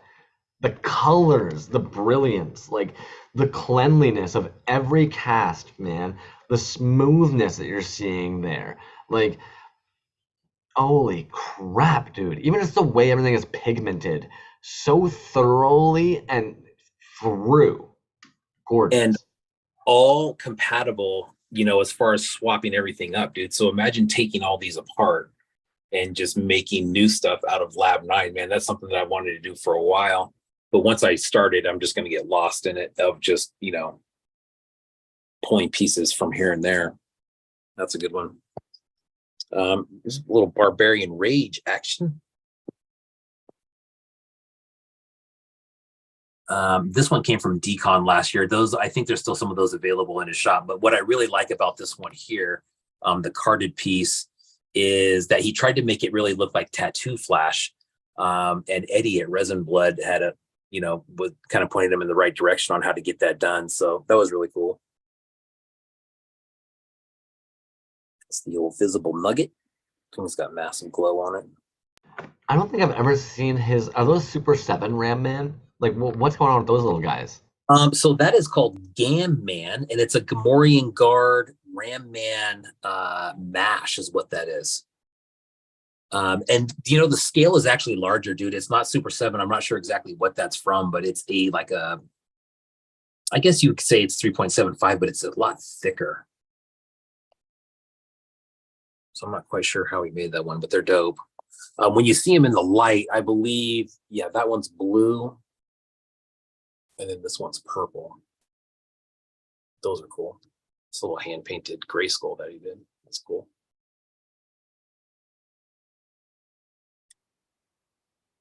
altar toys there in the front. And in the back, the one and only Terrible Toy Works. This one I haven't shown yet. But that's the most recent one. That is amazing. That's astounding. They're all gorgeous in their own respects. That aged, like almost like Pharaoh-y one man.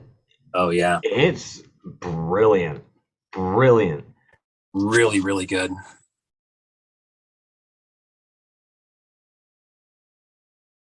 Yeah, really, really good. Amazing work, dude, every single time. I mean, just those three right there. Yowza. Here goes some Mutant Master, all the way from France. Super, super clean. That skelly Panther. You got a freaking, like a 12-inch skelly, or more like a 9-inch skelly, something like that. Yo, the hands on those guys are fucking hilarious, man. That's great. On the wrestlers here in the front? Yeah. I'm loving that. Big old mitts on them. Yeah. Oh, those look sexy right there, too. Sorry. Yeah. Yeah, the skellies are the clear faker. Always super, super clean work, man. Really, really good work, Mutant Master. Sorry, there. There's some Epoch pieces there. Some Dingy Dave. Some Scott Wilkowski.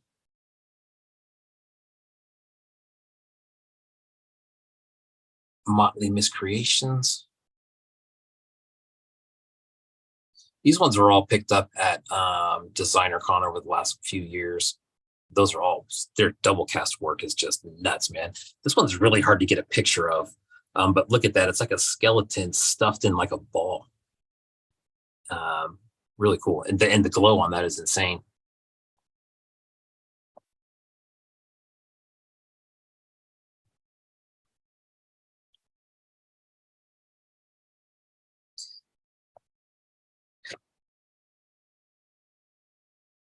Some Edwin Salas. Some NIM Studio pieces. Yo, I'm so sorry. Are you gonna pretend that there wasn't a fucking rad as hell #2 in that far left that looks all white and funfetti? That guy? Ghoul of Gaba again. But a nice one. That is You need to get little labels in front, so I'll just shut the fuck up before I even say something. There's a nice little selection of NIM stuff. There's a Hella piece. Of course, the Lego sword. This is from Dr. Toyz. There's a Get Bash that he did. Dude, that's a fatty shelf. Yeah, it's a good one, man.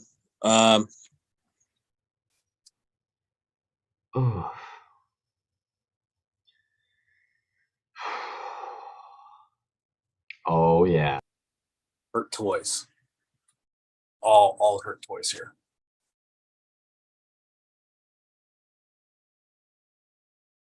RoboCop's on the top. That's his jam. That means it's my jam.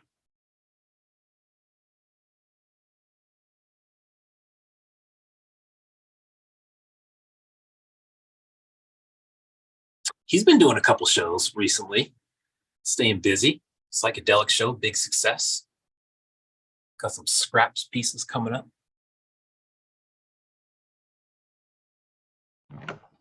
Please tell me he's sold out for the psychedelic show. Yes. Good.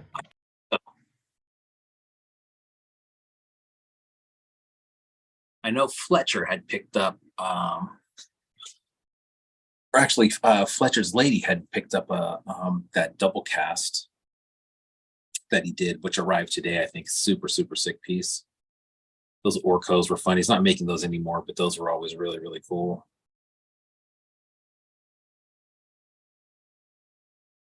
That Batman right there, dude, that powder blue Batman, that thing is so underrated. I love that piece. Fabric cape, hand painted on there. That's so sick.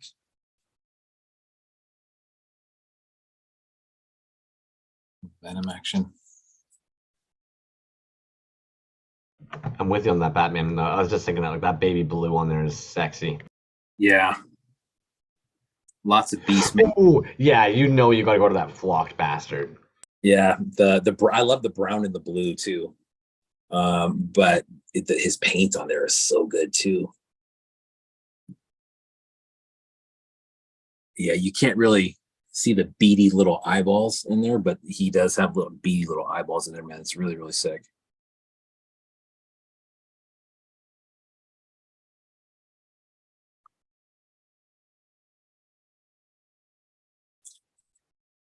That's a Dave Sculpt's Toys piece from the Salvador Dali show a couple years ago. Little sim cheese. It's a little Tim Barron original right there. Little Carolina Cool Cat. This just came in the other day, man. That's a beauty. I freaking love that thing. I opened that thing and actually every house was like, gorgeous. Oh shit. Yeah. Gorgeous, nice. Man. What a good color combo. Like, yeah, just gorgeous. Dead Pin Official. That just came in. Very cool. So we'll get down into here into Resin Blood.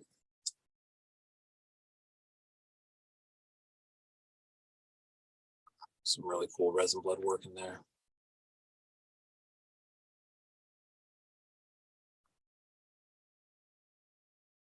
Might be one of my favorite pieces I own. The paintwork on that thing is freaking insane.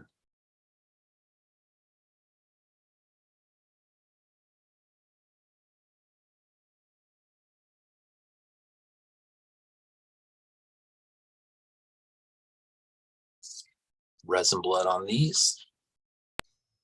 You've got some killer Resin Blood, man. Thank you. That's one of those really thick resin backers right there. Sick piece. Speed skulls. You can never go wrong with a speed skull. If you don't have one, you should get one. Highly recommend. Here goes some Dark Rainbow. Dark Rainbow is absolutely phenomenal. Quality, paint, price, originality, as far as, you know, backers and colors. They're just, I mean, they're so good, man.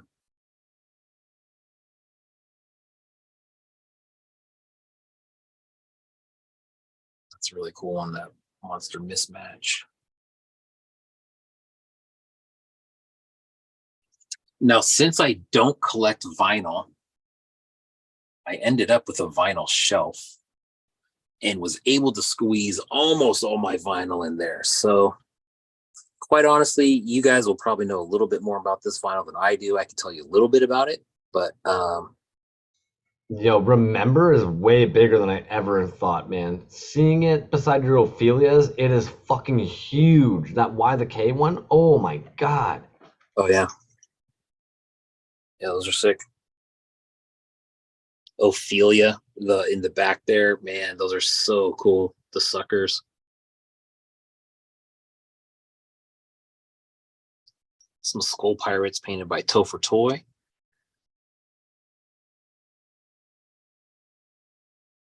Some Derricks.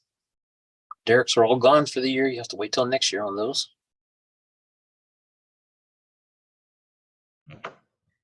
Violence Toy there. Swarm Co. Turntable Tarantula, Scorpion Scratcher, what do you want to call it? Also the what are they fucking called there? The Donner Don't Care one. You've got that painted up Donner Don't Care piece right there too. Which is rad as hell.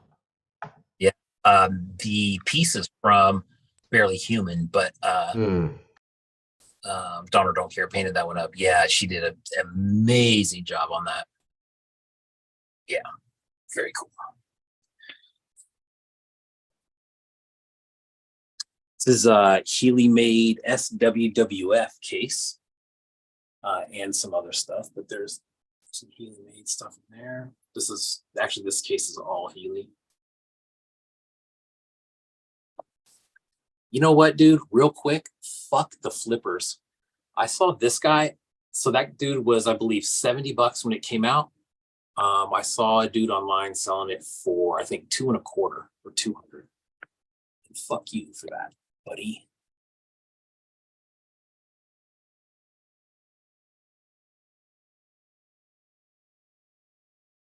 But Healy made, you know, you heard Angry Beast talk about him. Like, the guy's work is just unmatched.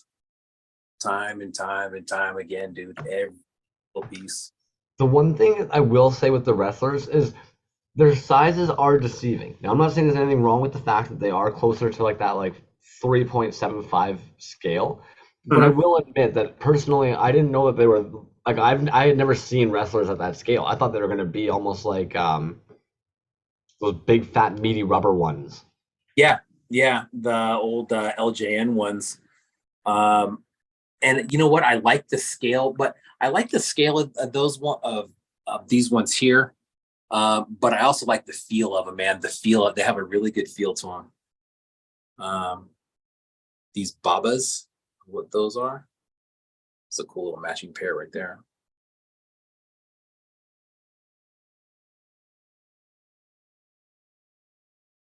This guy here was the Decon exclusive that Fletch was selling last year. These are Healy relics. The ones right above that, sorry, what are they called again? Because they're fucking gorgeous, man. Always, all of them. Those are called babas. Now the faces are different on those two right there, right? Like that's a different piece. Like they're not all the same, right? Right, exactly. So you have those there. And then you have like this one here. This was a Halloween one that was actually sold by Buona Spoons at a show up in Oregon. And then, yeah, so they're a little bit, I mean, they have the kind of the same stance, but yeah, the head is definitely different on those. These ones with the stuff on the inside, those are called Inner Bloom. Those are really cool. It's one of his favorite sculpts that he does. It's all original work there. Relics is what these are called. These have come out a couple different times over the years, but they have, you know, a really cool kind of like relic-y feel to them, right? Like they were dug up somewhere. They're really cool. And some Healy made minis. Parish Boy.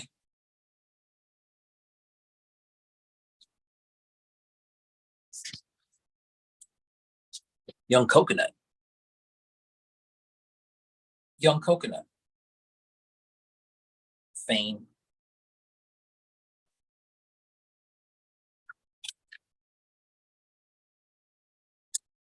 And this is one that I'm working on. I got to try to hang it, but let me give you a little rundown of these vatos in order of appearance and release.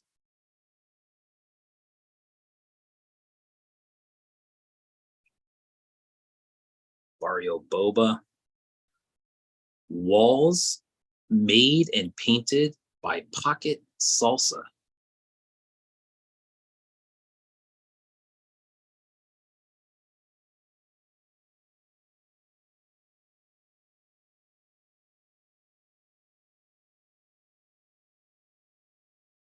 And I believe there's 7 waves of these now,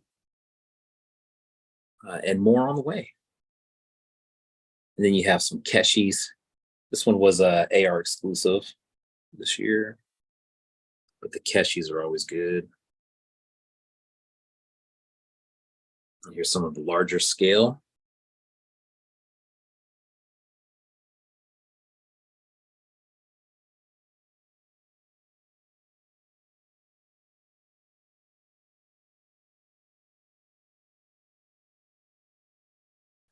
Shotgun Karaoke from Finland. A wanderer right there. That is so sick. Some low grays.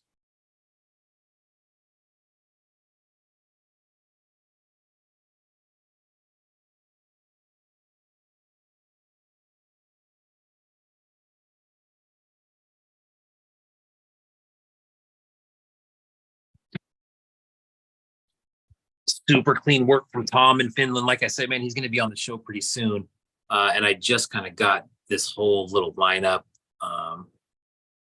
from him, and it's all super, super dope work, man. Really, really good job. Dude, he's come a long way, man. Those are like, and I'm not that he was ever like far away, but like those are clean, man. For how like soon he's been doing this, no bubbles, and like especially with transparent cast. Let's be honest, like a lot of times that's a very hard thing is to try and make sure you don't get any like that like soda pop look in there. Those are clean, dude. Very clean. Nice color usage. That's solid, homie. Straight up. New Transylvania. New Transylvania, man. Always super, super dope work. They're another one I would say was come a long way. And that set right there with the mice, fucking gorgeous, man. That is such a rad as hell set.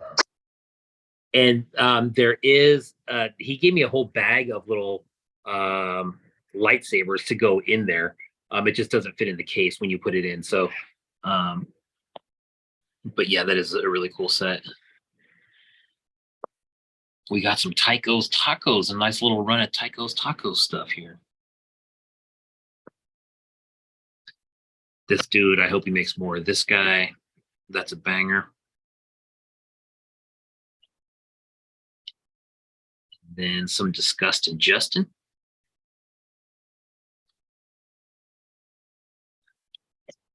I'm gonna have to put the phone down real quick, Crumbs, because my battery's going low. I just gotta go plug in real quick. Dude, that's actually all groovy because I was gonna say, I think we're getting close to a point that we should probably do a little giveaway thing again. Perfect.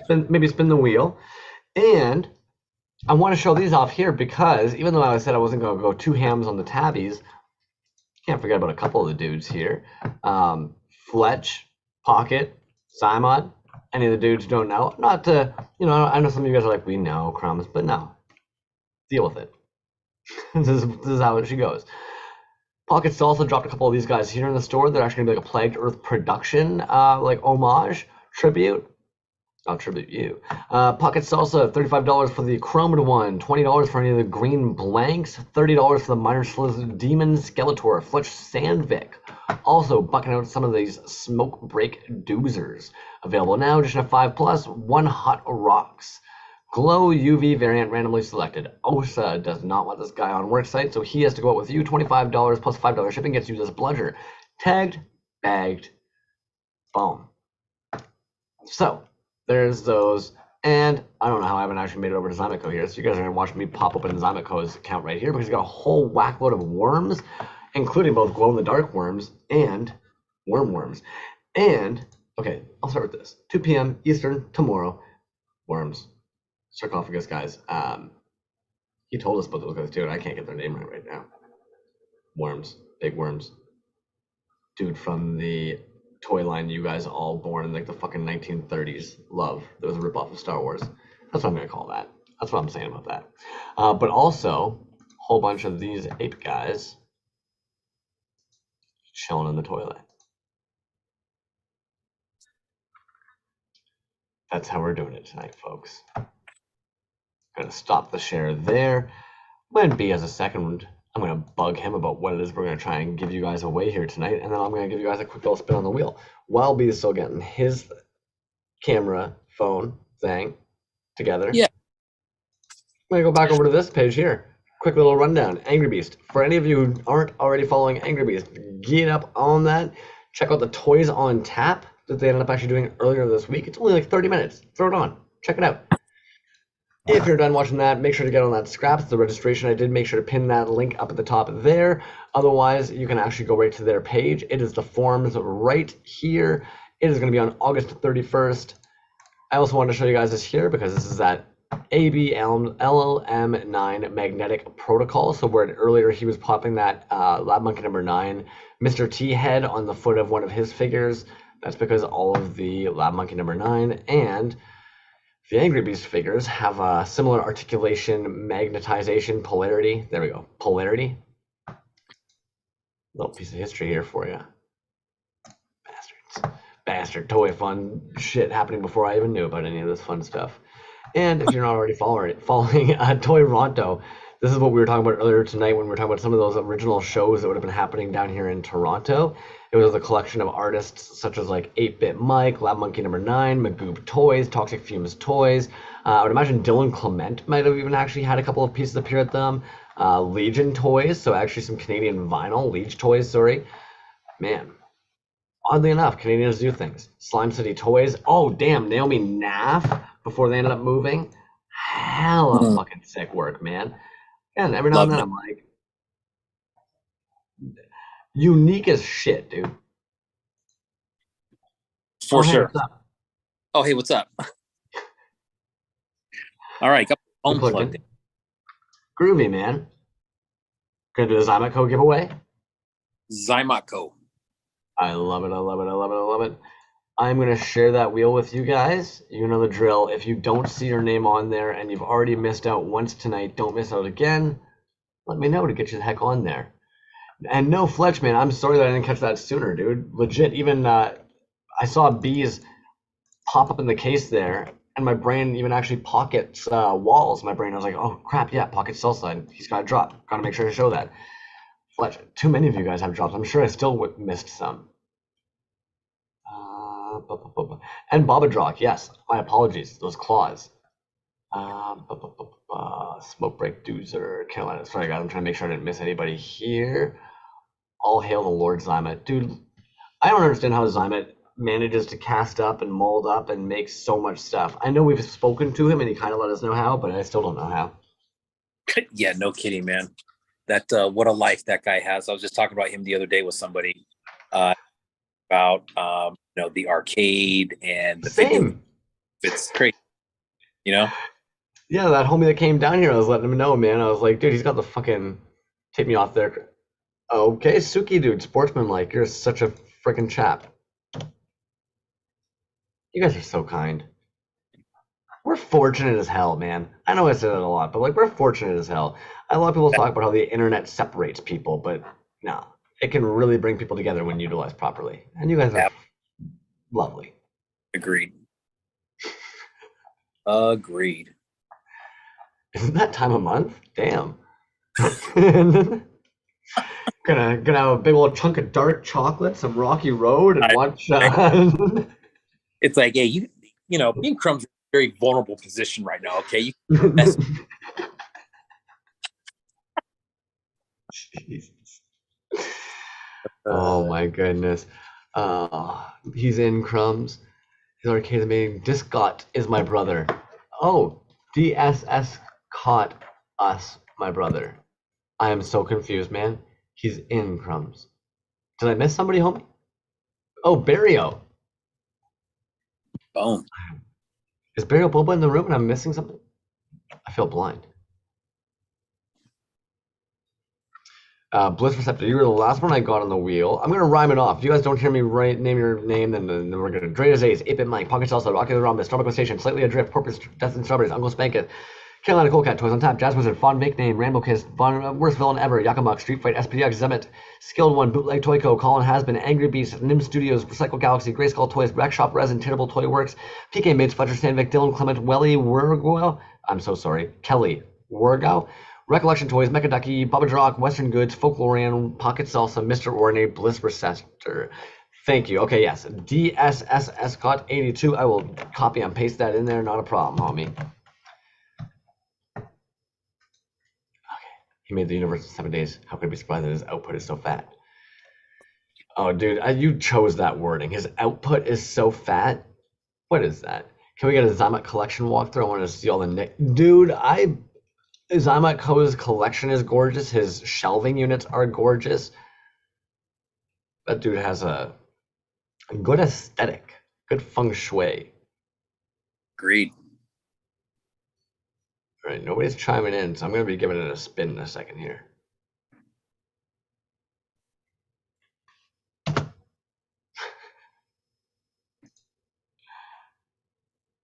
This is for the Zymot Co. What did you say the name of this piece was again, dude? Angry Angel 8. Angry Angel 8. Uncle's bag. Oh shit. That's what's up, Holmes. There you go. I wasn't even Uncle's paying bag. attention to that. I was racking my brain to double check if I was right on that, but that's what's up, man.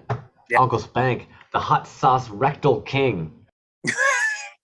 That's funny, man. I was just talking to him today. I told him that I had a couple people taste that and they really liked it, and I'm out. So I need to get some more. He said he's in the process of maybe starting to ferment some of those. But shipping can be a little bit of a problem with those. He said that one of them didn't go so well, but I mean, how many bottles he had to have one that didn't come out right. That's not that bad. I think it's the stress a lot too. I think he does worry a lot.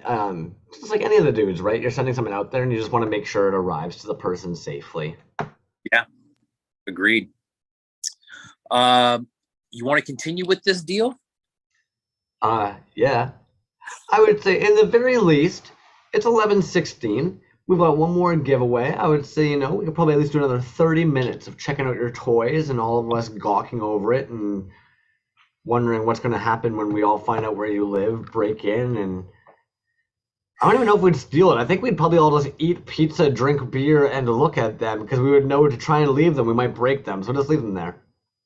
You guys could like break in to just hang out. You're just like, no, we just want to hang out. And I'm like, oh, okay, well, you could have to break in for that. I would have let you right in. But I think we can get through this. We can power through the home stretch here. We got about half the room to go. We just did a good half of it. So we'll jump into this other half right now.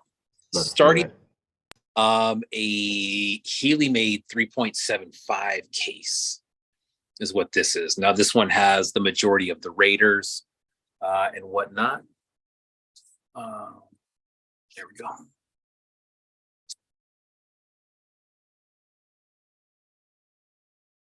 These are all Raiders. I do not have all the Raiders. The original ones that were released, I do have all those. I have seen some one-offs and some other ones that I don't have. So I would say the main releases of the Raiders, I do have all of those.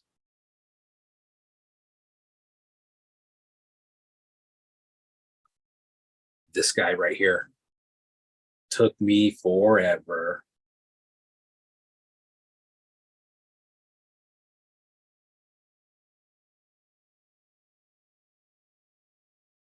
And the Raider is sculpted by Stephen Geddes.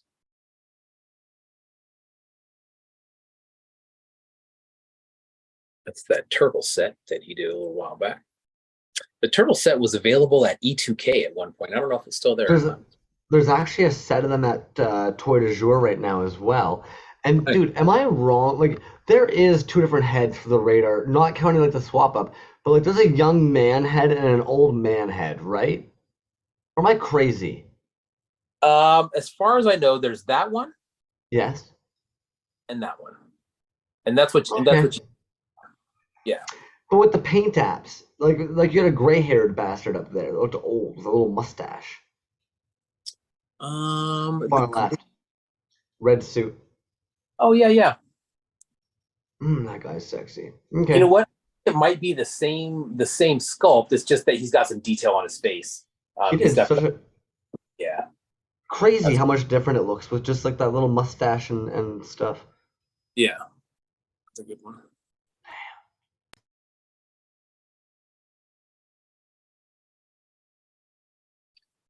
And then these are the Hellbents. I saw Super 7 recently just advertise this gold one again. So these are the releases of the Hellbent right here, starting with this guy and then going this way. So these were all original releases. And then these three dudes right here are custom painted by Healy Made, but technically, produced by Super 7.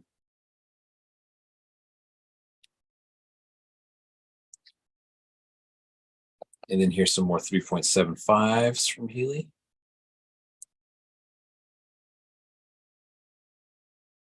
There's a couple customs in there.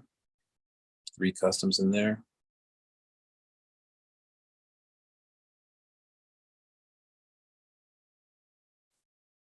Tell me if you have that figure in all black. I know you don't. It's not out yet.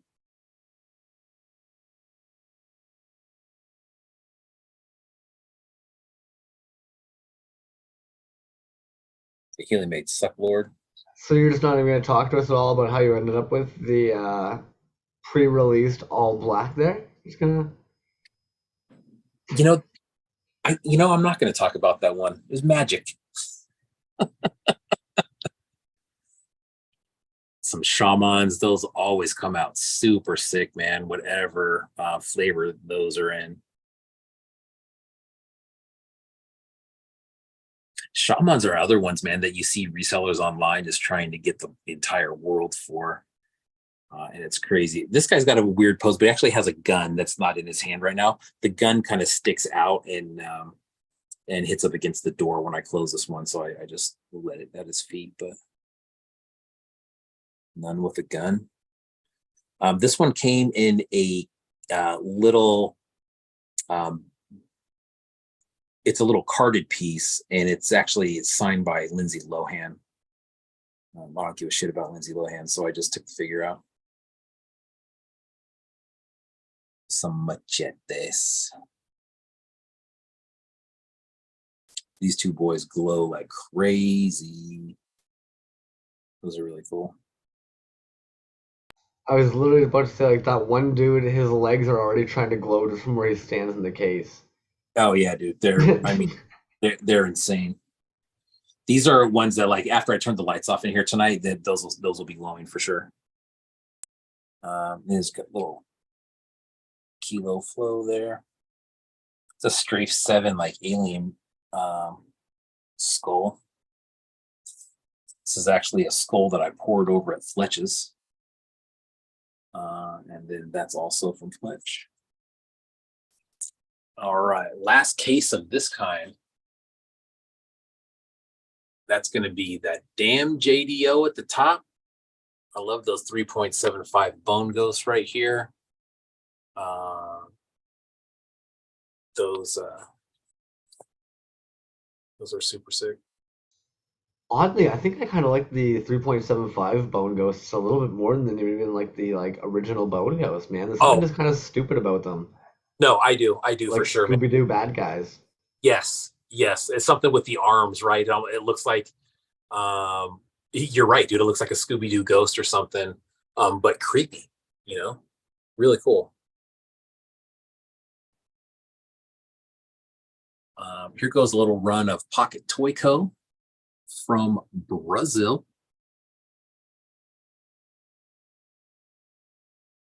And then we do a nice little run of Trash Joy.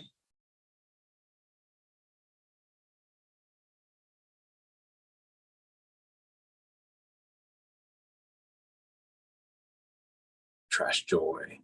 And then a big run of Baba Drak. That's a great painted fucking wizard on the Bubba Drak. I know, like, all those are gorgeous, but damn, dude. Yeah. You know what I like about this one? I think this one was called like Disappearing Act or something like that, because he's got, it's clear and then it kind of goes into like a blue fade. But it does. It disappears. Yes. Yeah. The clear hand, but then painted up here. Baba Drak, fuck, dude. I know.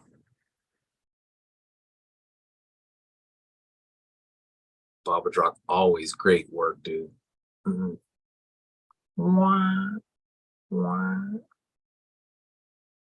Yeah, I was gonna say, you've got a gorgeous Swampy, and I would love to see him make another wave of those, but I also don't know how, like, fast they move, so I mean, maybe it's a fuck it type situation. Yeah. That's funny, man. Somebody, I showed somebody a picture of the room in general a while back. I don't remember who it was, but they asked me about one piece, and it was that piece right there, the Halloween skeleton Baba Drak. I want to say that's from maybe 2 years ago.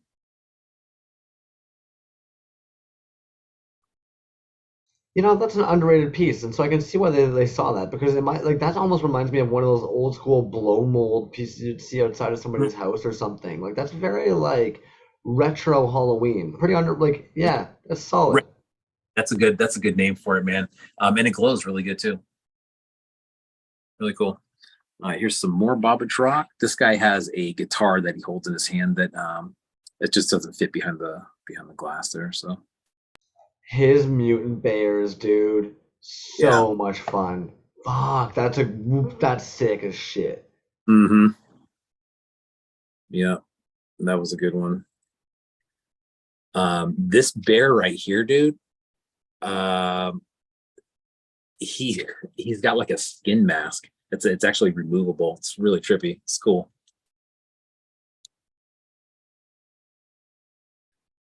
This is a little bit of Spice Dreams. Always doing the Star Wars. Spice Dreezy, Spice Dream. definitely. That's a nice Luke. We don't see Farm Luke too often. That's a nice pour on him. Yeah.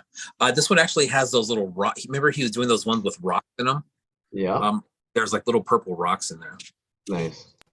And then we finished this one off with a nice little Yucca-Muck row. Yucca-Muck, man, don't be sleeping. Dude's got plenty of pieces out there. And there's actually one more that just came in. And I don't have it open yet. Thank you, David. Yucca-Muck, in my opinion, needs to make 10 bajillion of those fucking galactic ticks, man. I really, really, really like the Snailians, and I like the bad guys a lot. The bad guys are so cool. That pink thing you have, yes, that guy, yes. Yeah. That's such a fucking cool figure, man. Yeah. Really cool. And like nobody does Snailians. Yeah. That's true, man. That was I think this is the first one that I got from him right here. And I don't even think that piece was for sale. I think he just he made it and posted it, and I was like, oh, I'd buy that. Dave Sculp's Toys right there. Little Western Harris. That Xenomorph is cool as shit. Whose alien is that? That is Sazmac. No way. That's a rad piece. Sazmac, dude, killing it. Something about Canadians, they're just really fucking good at making toys. I agree with that. There's Weston Harris design on that one. I picked that one out of the bootleg toy market. This is from a guy, I can't quite remember his name. I'd have to look. That came out of Decon a couple years ago. Hobo Toys right there with that little set. That's another JDO right there. Dude, Hobo Toys I miss. He's like I've seen him post a couple times. He's working on some like gargantuan hobo train house thing. But otherwise, man, I freaking miss seeing that guy rock on some shit. That is a dope ass alien piece on that base. Damn. Oh yeah, Young Coconut on that one. That's another good one right there. There's another Yuck piece. That skull right there is actually something that Skull and Void was working on, and I don't know if whatever happened with that. I know that he did a version of it with a tank or something, but that's just the skull right there. There's some phototonic figures. This is these two pieces here. This guy and this guy I got off of Bootleg Toy Market. Chicken Burger Disco. Everybody's got a pack of protein. Eat your protein, bro.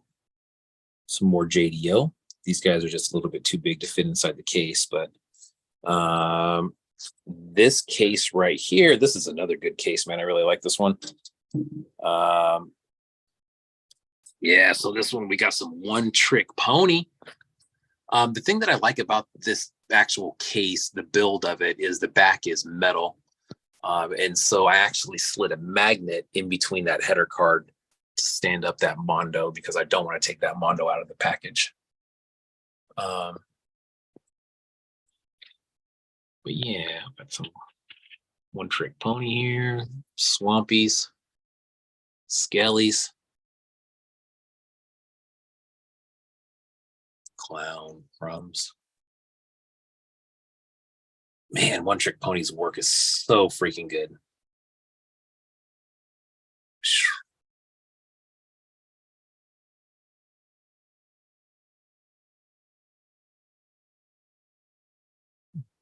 Swampies are always on fire, man. Really, really good. Love that Skelly. It's a great one. Some Rainbow Yawn. Uncle Maddie. Always, always insane work.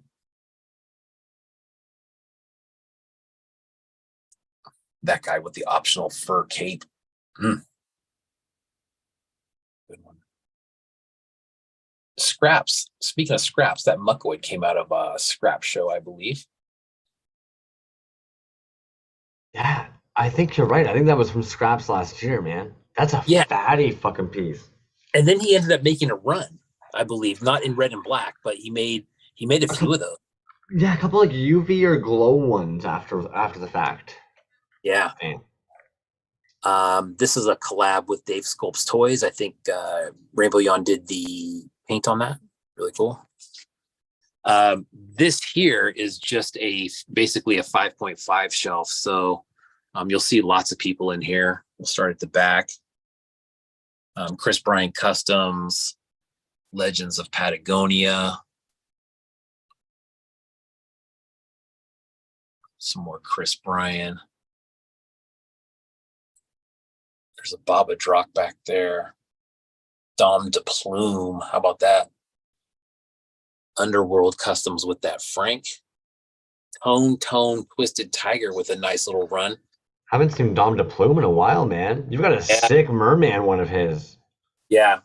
Yeah, that is a good one, man. I know that he was having problems with resin in general.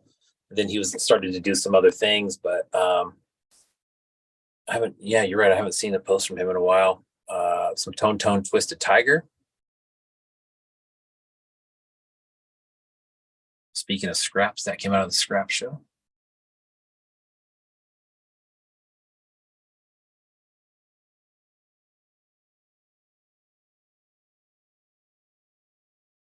Mr. Paco's right there. You got some Jebaho. This whole row right here is going to be Jebaho.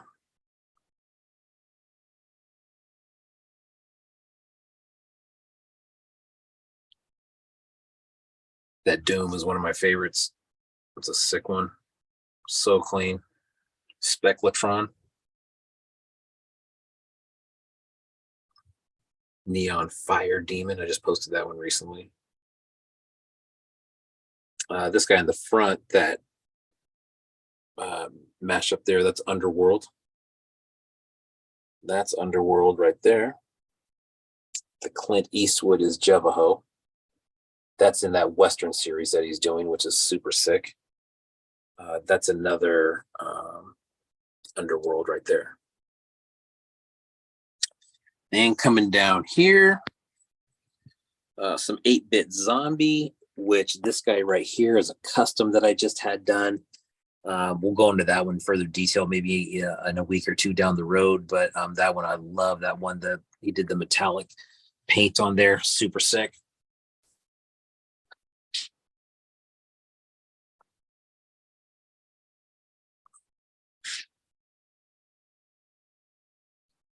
Spitball Toys right there. There's a Suck Lord. Toxic Fumes. Nice little Toxic Fume set right there. These two guys came out of the scrap show. Money Mantis. There's that chef, Crumbs. Cooking it up. Yeah, man. I definitely looked at that guy. That's another one waited way too fucking long. And if anybody hasn't, those like that dude with the gun there that was standing there, that's I think part of the Vengeance 2-packs, and they're like $10. And then also the Jake the Snake, I believe is like a $5 piece he's got on his website. Yeah, exactly, man. Some of those were, like you said, Spirit of Vengeance. Yeah, that one was like $10. This little case right here, man, I'm not going to get into too much detail with this one, but this is like my personal case. That every single one of these pieces has a story that connects to me somehow. But there's some special shit in that one.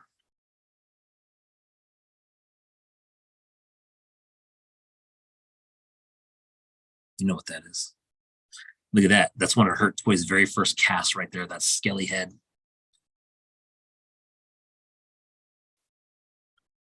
But yeah, as far as sentimental pieces and what these pieces mean to me here, this case takes the cake. That vomiting droids one in the top left, I have never seen in completion. Wild. Yeah. The blue guy is vomiting droids as well on the left.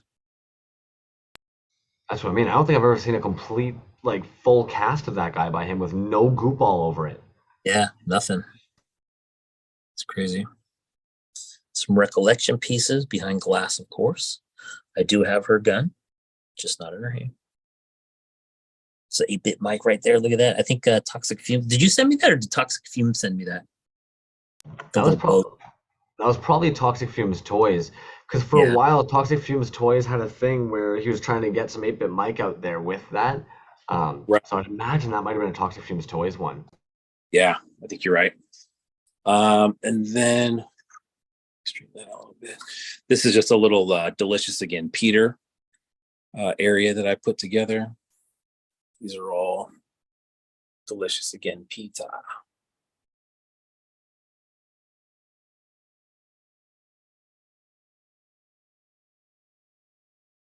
X-ray boba. That's a really, really sick one.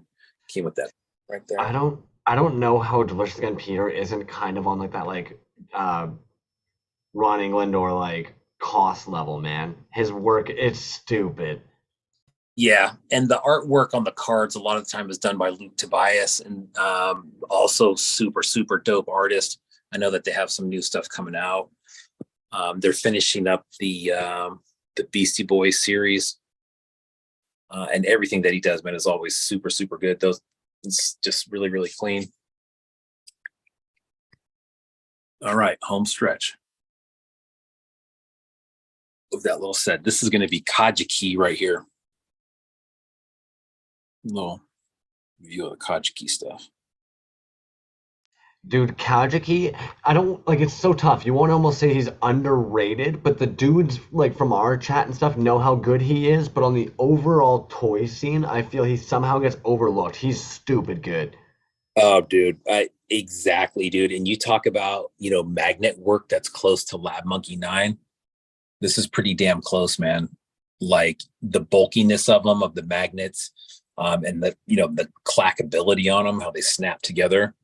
It's all it's dope, man. Really, really good work.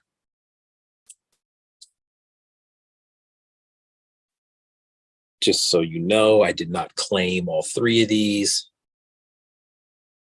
in the thing. I asked afterwards because not all of them had sold.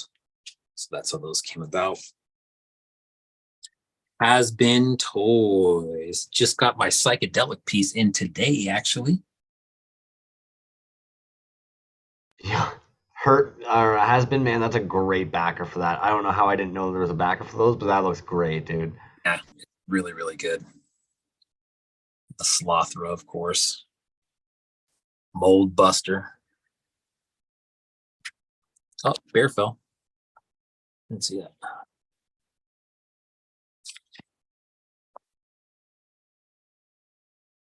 Shoot, when did the Snuffleupagus? Was that at the bootleg market? No, this one. So he made more for the psychedelic show. You can see in that thing right there. But this, I don't know. I think this is one of those ones, man, where there really wasn't an official release of it. I think he just made some, honestly. But yeah, I don't think that was ever like, hey, I'm doing a drop of some snuffies. Some green plastic tunnels right there. Adult costume. The Tyvek suits, man, that's such a cool thing.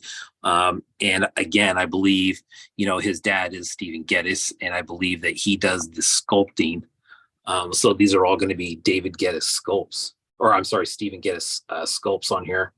And Andrew, his son, is his green plastic tunnel. I believe you're right. Yeah, especially with those ones. I believe that's his father's figure. Yes. Nice. Nice. These guys here. I do have a couple carded pieces from him hiding back there. But always cool, man. Love the colors that he uses. TK162 on these big guys right here. Look at old Doug back there, just keeping an eye on everybody. Doug Gloss by the one and only Crumsy.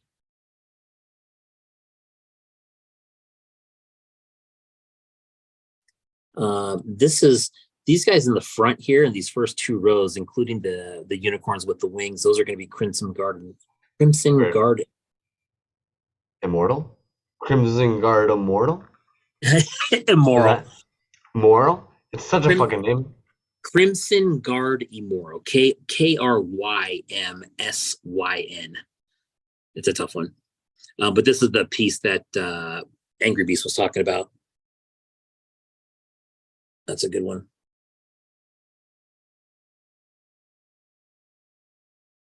And the unicorns are always, I have two of them. They're sick. But the unicorns, man, those are ones that were the battle unicorns. Those were in his shop like forever. And he said, no, just nobody ever bought them. Dude, honestly, that was probably one of the first pieces I was looking at back in the day. And the thing was, and this is where it gets really tough. And I don't want to make, like, it's so, how to put this? Sometimes you don't know what's a resin cast and what is a custom, and it shouldn't make a difference because if it's still a dope piece, it's a dope piece. But when I was very early in collecting, I wasn't really looking for customs. I was looking more for resin casted pieces, and I couldn't tell what I was looking at with his work. I think that's what it was. Yeah. Fet Up Toys. I got that one. I think that's the only piece that I bought, a bootleg piece that I bought at PowerCon. And I bought that like probably 3 years ago. But it's really cool, man. Fed Up Toys. I'm not sure if you know who that is, but he does a lot of work with like Playful Gorilla and Boozum Buddies and whatnot. So this is another Dr. Toys piece. I really, really like that one.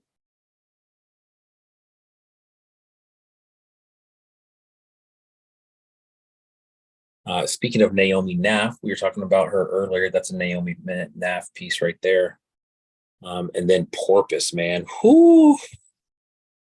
I mean, this thing just came the other day, and it's more amazing than I thought. The UV on that one is just stupid. I might do some pictures of this one this weekend, but it's really, really cool. Remember that guy? That is such an astounding porpoise shelf, man. Between the Frankenstein, the Apocalyptico drop, and then now the psychedelic. Oh, and then the Naomi Naff chilling in the back. Yeah, just chilling. Yeah. This one right here, though, yeah, that one was the helmet on this thing. I mean, that looks like it's a hole right there, but it's not. It's just a clear part of the pour. Really cool. And then just kind of some randomness over here. That's an old school Has No Talent piece right there, which is really cool. I love it. Brain Orgy.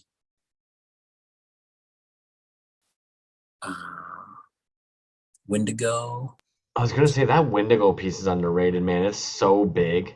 I feel like a lot of people see the droid legs and assume that it's going to be like in a 3.75 scale, and they're not thinking of the fact that that's actually a Pez dispenser, that head. Yeah, it's huge, man. And actually that one's painted by Topher Toys, so I love the freaking the collab on that one. That was a assembly required piece as well. Some more Pendragon, but Cronin Builder.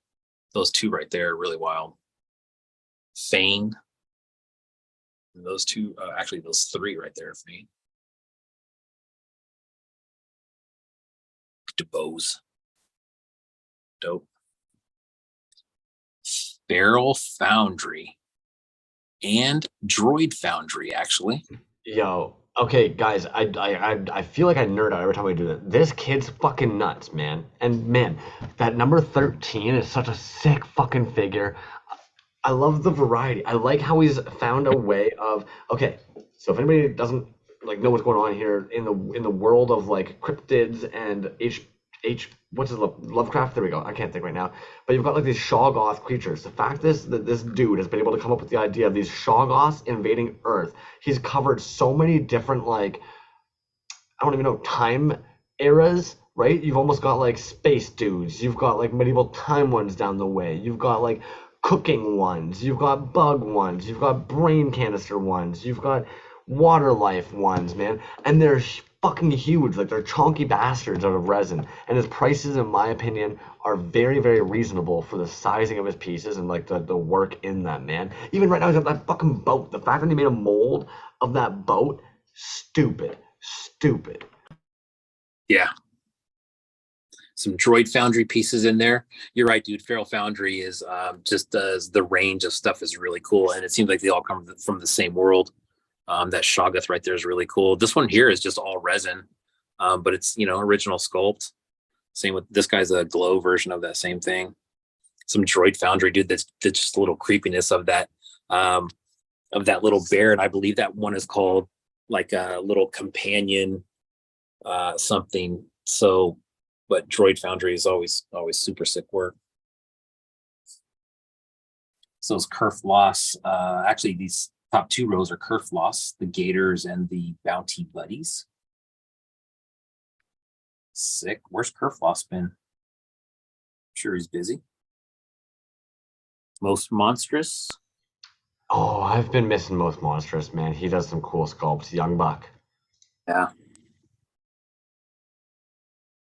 Most Monstrous there. And then it's just a random Bobadrock ETC piece right there. But that's Most Monstrous again. Scraped resin right here in the front. I'm about to say, I haven't seen that Michael Myers in a long ass time. Yeah, he was doing a wrestling series, and this guy is one of the wrestlers. And I believe, he was making, I had been talking to him and he was making 2 or 3 other ones, and then he just kind of disappeared. But he popped back up in another show, but under a different name.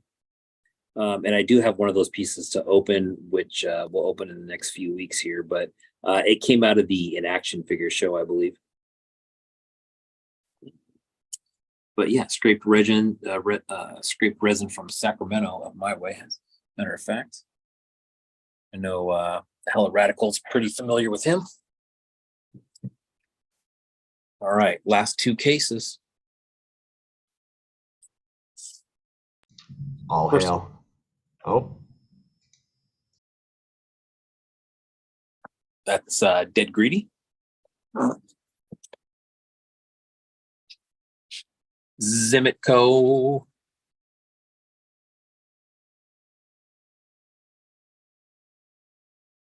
Yo, that fucking like baby pig Jesus, I had no clue was that stupidly fucking big, man. It's huge. No idea.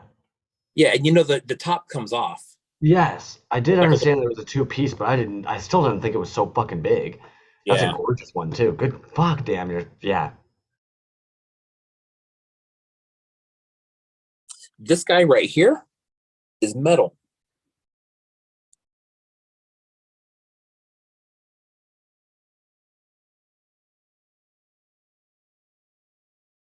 Deputy Ape. Really cool. See, and this is what I want to do to all these cases is put these lights in them. I just kind of ran out of lights. This is going to be ETC.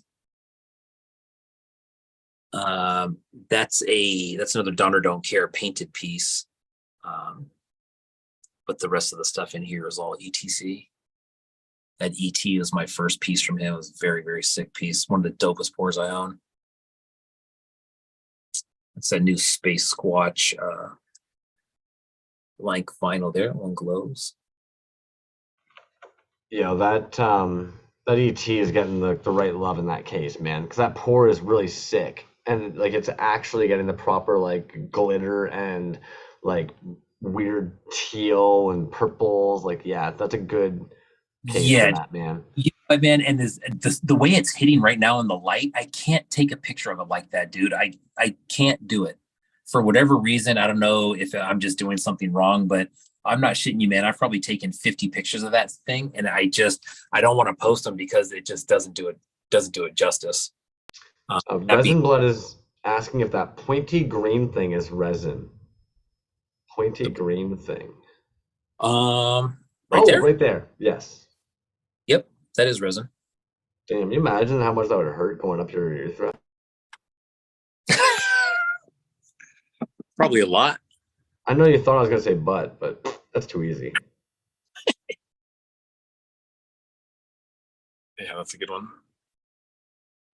Yeah, that's interesting. That's just neat. Yeah.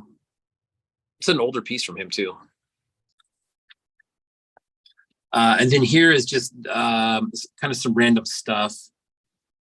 The PSK head, that is Zymet says that he actually sculpted the sounding device, that green thing. Oh, really? Yeah. How dare you?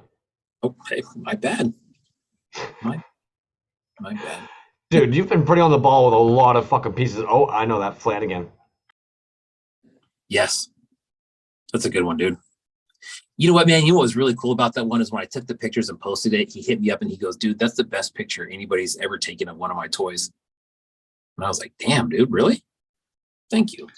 You know, that dude, he is a very nice person, but he had the nerve of complimenting me the one day on my Swamp Thing shelf, how they looked so good all together, when I've been waiting for one of his Swamp Things for over 3 years. And then I go to his website to double check, still can't ship to Canada. I'm like, don't you dare comment on how dope my Swamp Thing shelf looks when I can't get one of yours on there, you guy. Love that one. Bam. It's NRH art out of San Diego.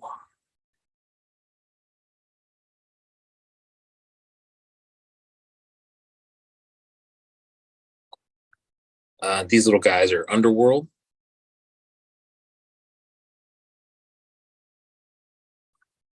That is not.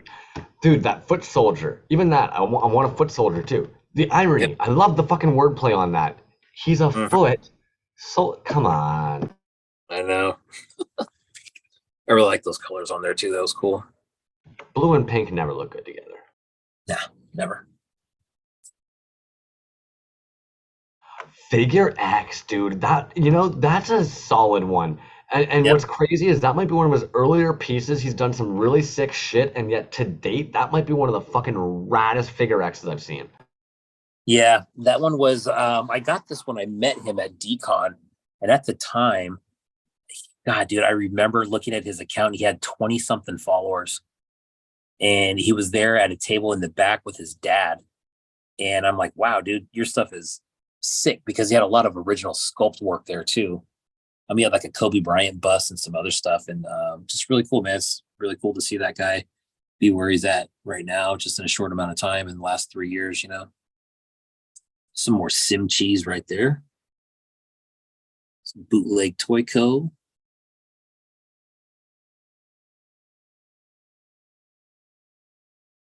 Some Low Tech Studios right there. That dude, Low Tech. It's a Matt right there.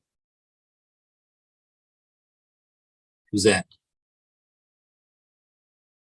I don't recognize that weird Vader, like, TMNT looking dude. That looks almost like it's like some kind of like, yeah, no clue, dude. What is that?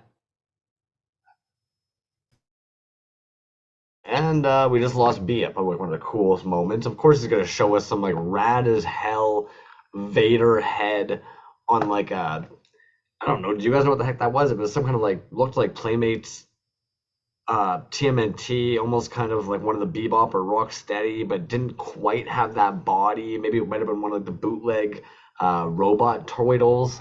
I don't know. If you guys know, please chime in on that one, because that would have been sick. Carolina Cool Cat, yes, you are absolutely correct, man. Those Moss things are looking dope. I think I said it before, too. I do worry sometimes, a lot of you guys know that for some reason I've got like a little man crush on Swamp Thing.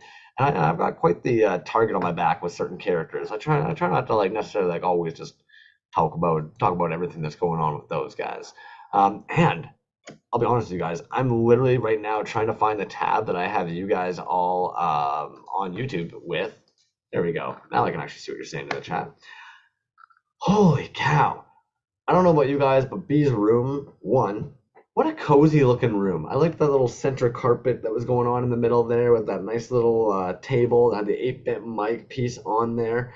And like, I just really wanted to crawl onto that carpet. I don't know why. I pictured just like, no pillows, just one arm underneath the head, just lay there, wake up, take a look at some more pieces.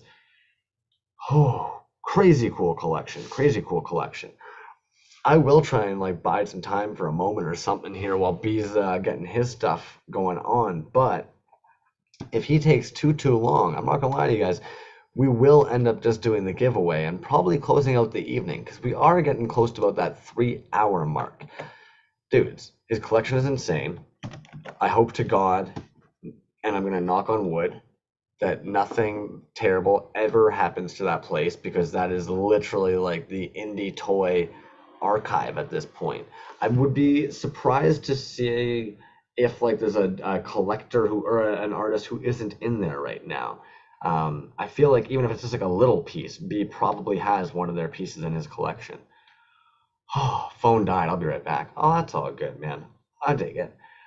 What else we got maybe going on for you guys here today? If you guys haven't been over to the Last Resort Toys page, I would say this is a cool thing.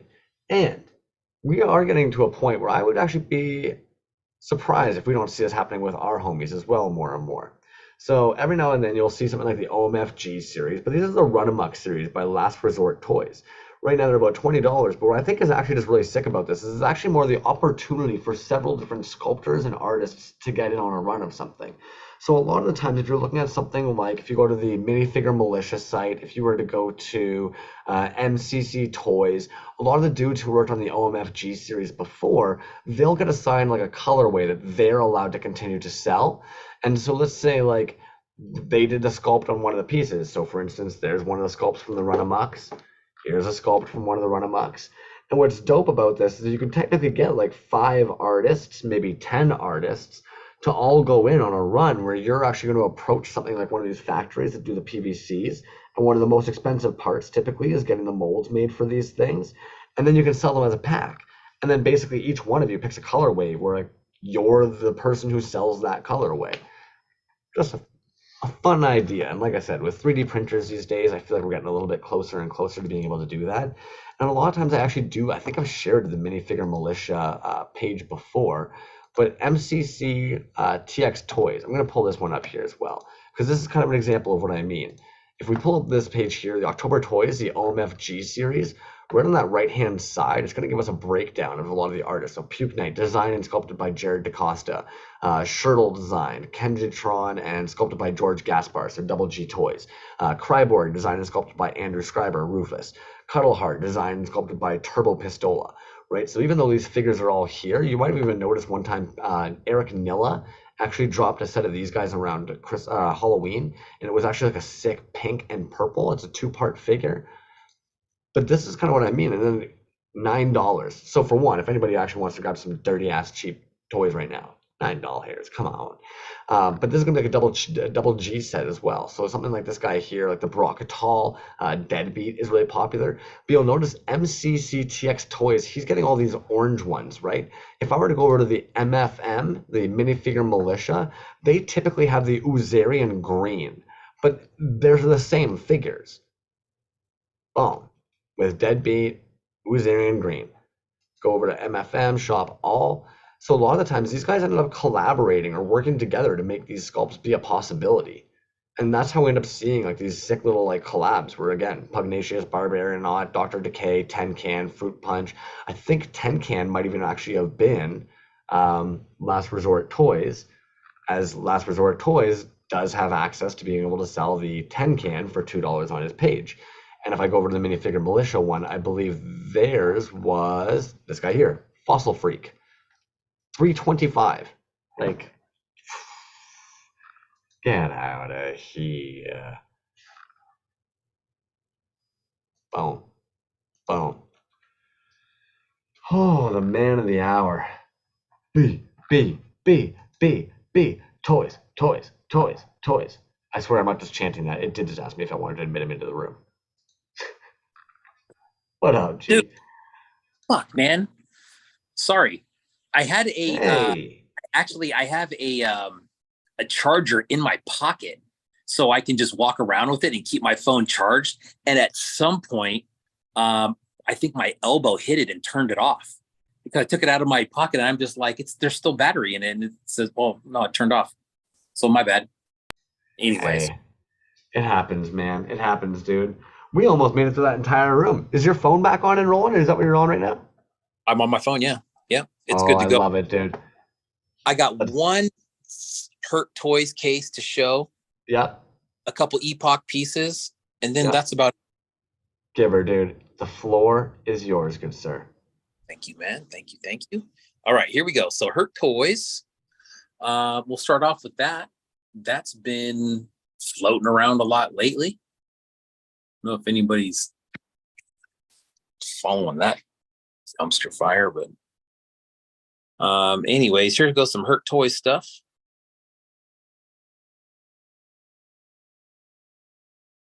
Are those roses his as well?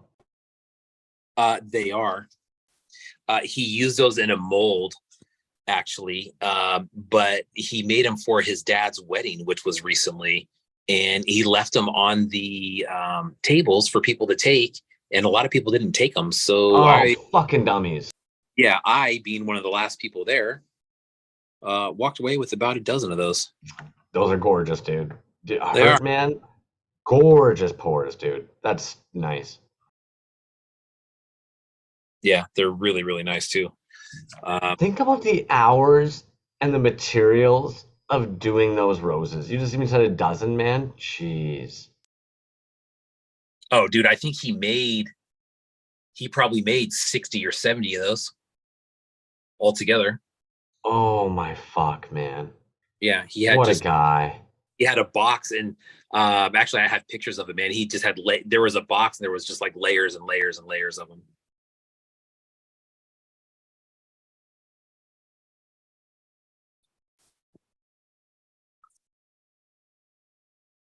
What an underrated artist, man. The ones who know, but those who don't, oh.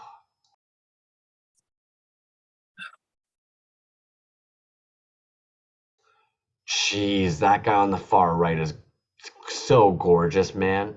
That all pink and white one? No, yeah, the fucking Bull Crusher, yeah. Yes, thank you. Yeah, the UV on that dude is just insane too. Love that figure in general. What a humble guy. You would, oh man, he's fucking more of the dude. And you see those that right there is on a post-it note. And I must have just rifled that thing up in a few minutes. Was just like, boom, there's your card. Like, okay, dope.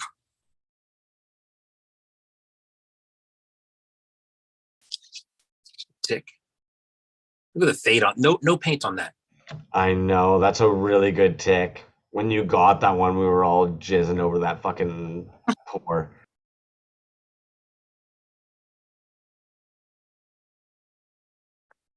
Those Voltrons, though. Eddie's got a Voltron in the mail.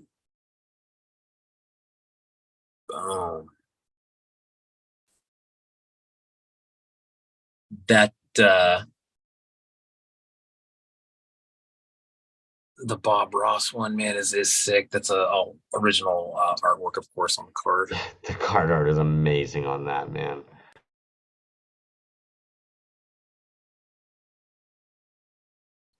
Oh, that guy's fucking nuts. Dude, you know, these the Castle Grayskull and the Snake Mountain are those little plastic ones that had the little minifigures inside of them, and then he just ended up painting. Like this thing was just all flat purple, and then he painted it. So good, man. Yeah, and then same with the Castle Grayskull. I mean, if anybody has any of those things are just like they're just like a flat green. But he did some really cool work on those. This is all some random older Hurt Toy stuff. It's one of my favorite pieces from him right there, and that thing right was a total mistake.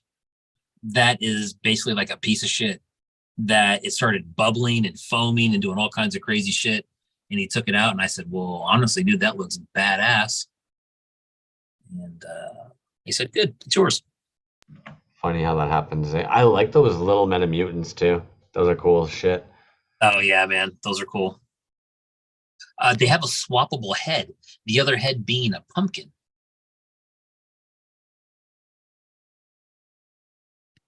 Some Halloween stuff he was fucking around with last year or maybe the year before. But it's funny, dude. It's like you look at all this stuff and you can see why it's fun to work in scraps with him. You know, puts down this huge barrel of, you know, leftovers and miscasts from this kind of stuff. And you're like, oh, yeah, I can definitely make something out of that. Oh, 110%, man. Jesus. You can even just see, like, and I'm sure you did that, like, intentionally, but you can see the progression, man, from that bottom shelf up. Yeah, dude, it's really cool to see it like that. And, you know, I can honestly say with that, dude, I was there from like day one, like, hey, I wonder if this will work to, you know, this kind of shit that he's making. Dude, I remember you sending me pictures of some of his like early stuff, being like, do you think people would be into this? Yeah. Oh, dude, the paintwork on that Evil Lynn right there is astounding. Oh my God, I love that one. So here's a little epoch area. Right here. He did do these the Galactic Anomalies series. And I did end up snagging all of those. How are you not absolutely terrified of that guy popping out of the blister? Oh my fuck, I would be like scared. Yes. No, this one clam shells on it that you can that you have to pull apart. Oh, okay. Yeah. Pressure. Oh. But the bubble falling completely off. That would scare the hell out of me, man. Yeah. That's a good one, man. That's a giant one too. That's like an oversized. That's bigger than the 3.75.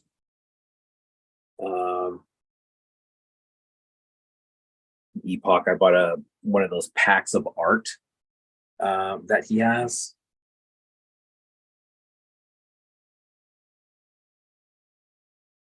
And those ones, of course, like, you know, you don't take those out of the card.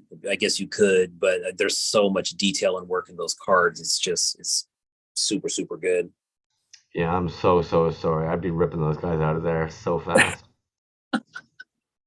And then this one, we'll just scoot through this kind of quick, man. There's a lot of artists in here because these are all smaller pieces. Oh, that TL Flanagan fucking critter is so good, man. Yeah. Oh, and the friggin' Jason and the so good. Jason. Yeah. Oh, and the pewter dudes.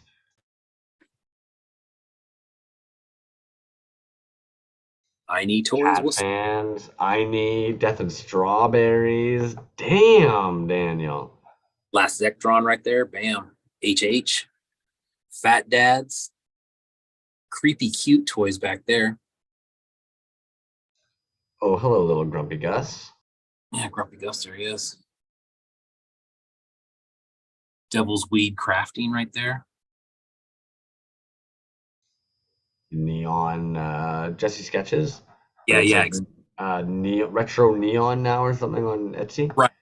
Retro Zone Neon. Retro Zone Neon. Oh, yo, that's a good Panro section. Yeah. And I wish these ones fit in the other case with his other stuff. But yeah, that's a nice little Panro run right there. Low tech. There's some low tech stuff in there. Dude, low tech's fun as hell, man. Yeah. Those look fun. And Gobby. Those are coming back. Glad to see him, dude. I saw that what's his partner's name? Not Dark Flowers, right? Yes. Okay. Yeah, she did the pour on that latest one. Sick, man. And he actually just got a bunch of orange coffin creeps from Mile High. Those are going in what, Saturday?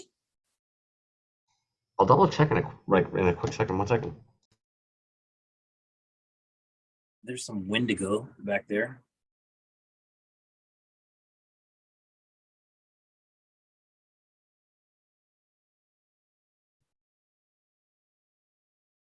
Whose drippy is that? That is, oh dude, that is it's the homie, I need. No, fuck. Good. That's a goodie. Yeah.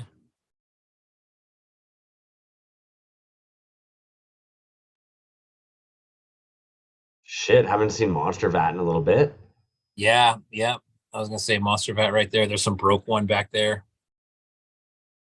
There's some more slug. Coffee Bot. Yep. Coffee Bot. Yep. Luke Welch. Luke Welch has a great drop coming up soon as well. He does, man. And if you want to see an insane Luke Welch collection, Scum Army or a Street Fight, he's got an outstanding Luke Welch collection. And that Goblin Mob drop is this weekend for the translucent orange glow coffin heads. Oh. Yeah. Oh, the Toy Lab. You remember that one? What was the first part of that? So sorry. Hank C. Toy Lab. They've been, I think they kind of disappeared, but that's who that was. Who's that gator right beside that too? That thing's sick. That looks like a Glyos figure. What the fuck is that? Dude, that's one of the very first things that I bought, dude. I believe that was from oh man, what's the big Glyos dude? Toy Raider? No. He's at all the conventions, man. God Beast. Oh, okay. Yeah, okay. Yeah. Oh, fuck, Mothman Republic. Yeah. That is such a good one. Oh, this dude fell down. This is that little frog guy. Yeah, the frog cryptid. Yeah. Oh, what's that flat chick's face, though? I can't think of that run right now. Fuck, one of the homies will know it. It's like some... oh, damn it. Here's some Pocket Sizzle. Pocket Salsa. Ooh, a different Ewok figure. I hadn't seen that one. Damn, that's a good one too, man. Damn, that's beautiful. Lots of Pocket Salsa pieces. I noticed there's another little section that I didn't look at, which was the Toys Alive crew pieces that he's been doing. Carolina Colcat, good guess on Cappy. Here's Customs right there. Oh, it's Sand. Am I crazy? What's that? I think you got some. Is that Sand back there? Fucking the garbage truck. Oh yeah. My brain is. I know, mine is too, dude. It's that point of the night. Damn. I know. Wonky. Slime City. Yo, that's a great Slime City piece, man. Oh fuck, that's a good Terry.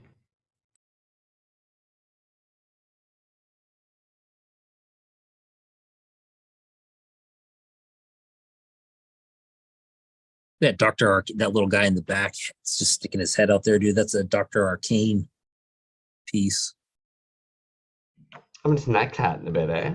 No, I think he kind of switched over to the comic book thing. What's this dude's name? I'm gonna stare at it until I remember it.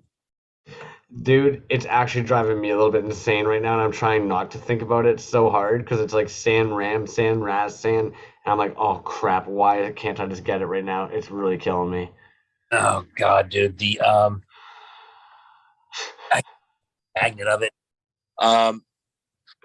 Rick Sands. Rick Sands, there you go. Oh, This is just a wall of just carded pieces. just a wall of. Started throwing those up there. God damn, dude.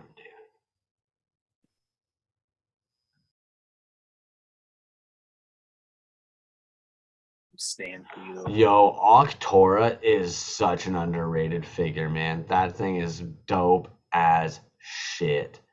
Yeah. Love that one.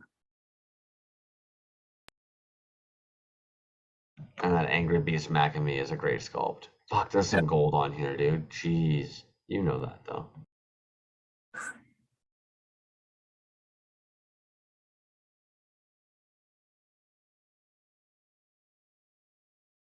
Some Jimmy Folklore.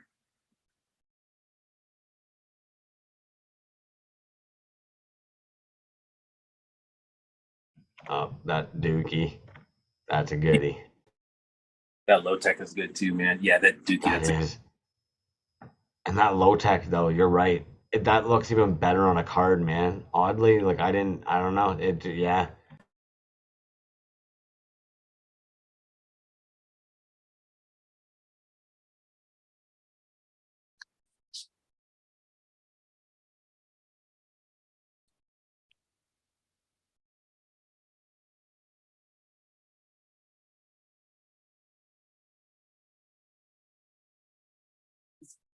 Really like the colors on this old Fane operator piece. Really cool. Fane is one of those makers that is it's like green plastic tunnelies, you know? It's like you're not expecting a like monkey number 9 quality like I don't want to say quality, but you're just not expecting that same feel. But yet it's still exciting and cool and it gets the brain going. He's got a very interesting use of color. Yeah. Yeah, exactly.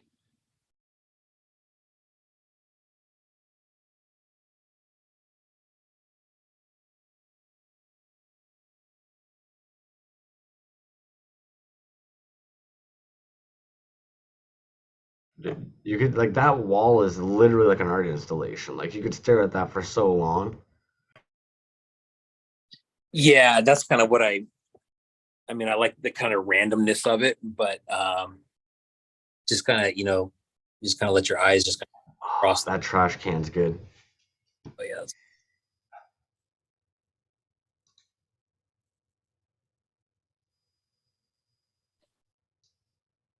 Two Mr. Spookfish, dope. And good ones. Yeah. Yeah. Mr. Spookfish, man. If you get a chance to check out that guy's page and some of his street art, it's freaking awesome. Jazzwiz is asking who did the Wonka piece. Ooh, Flello. Flello. Toys.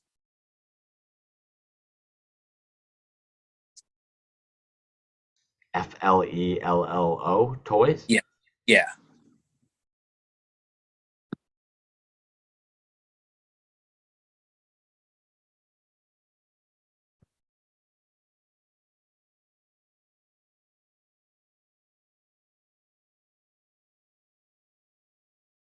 Inside joke.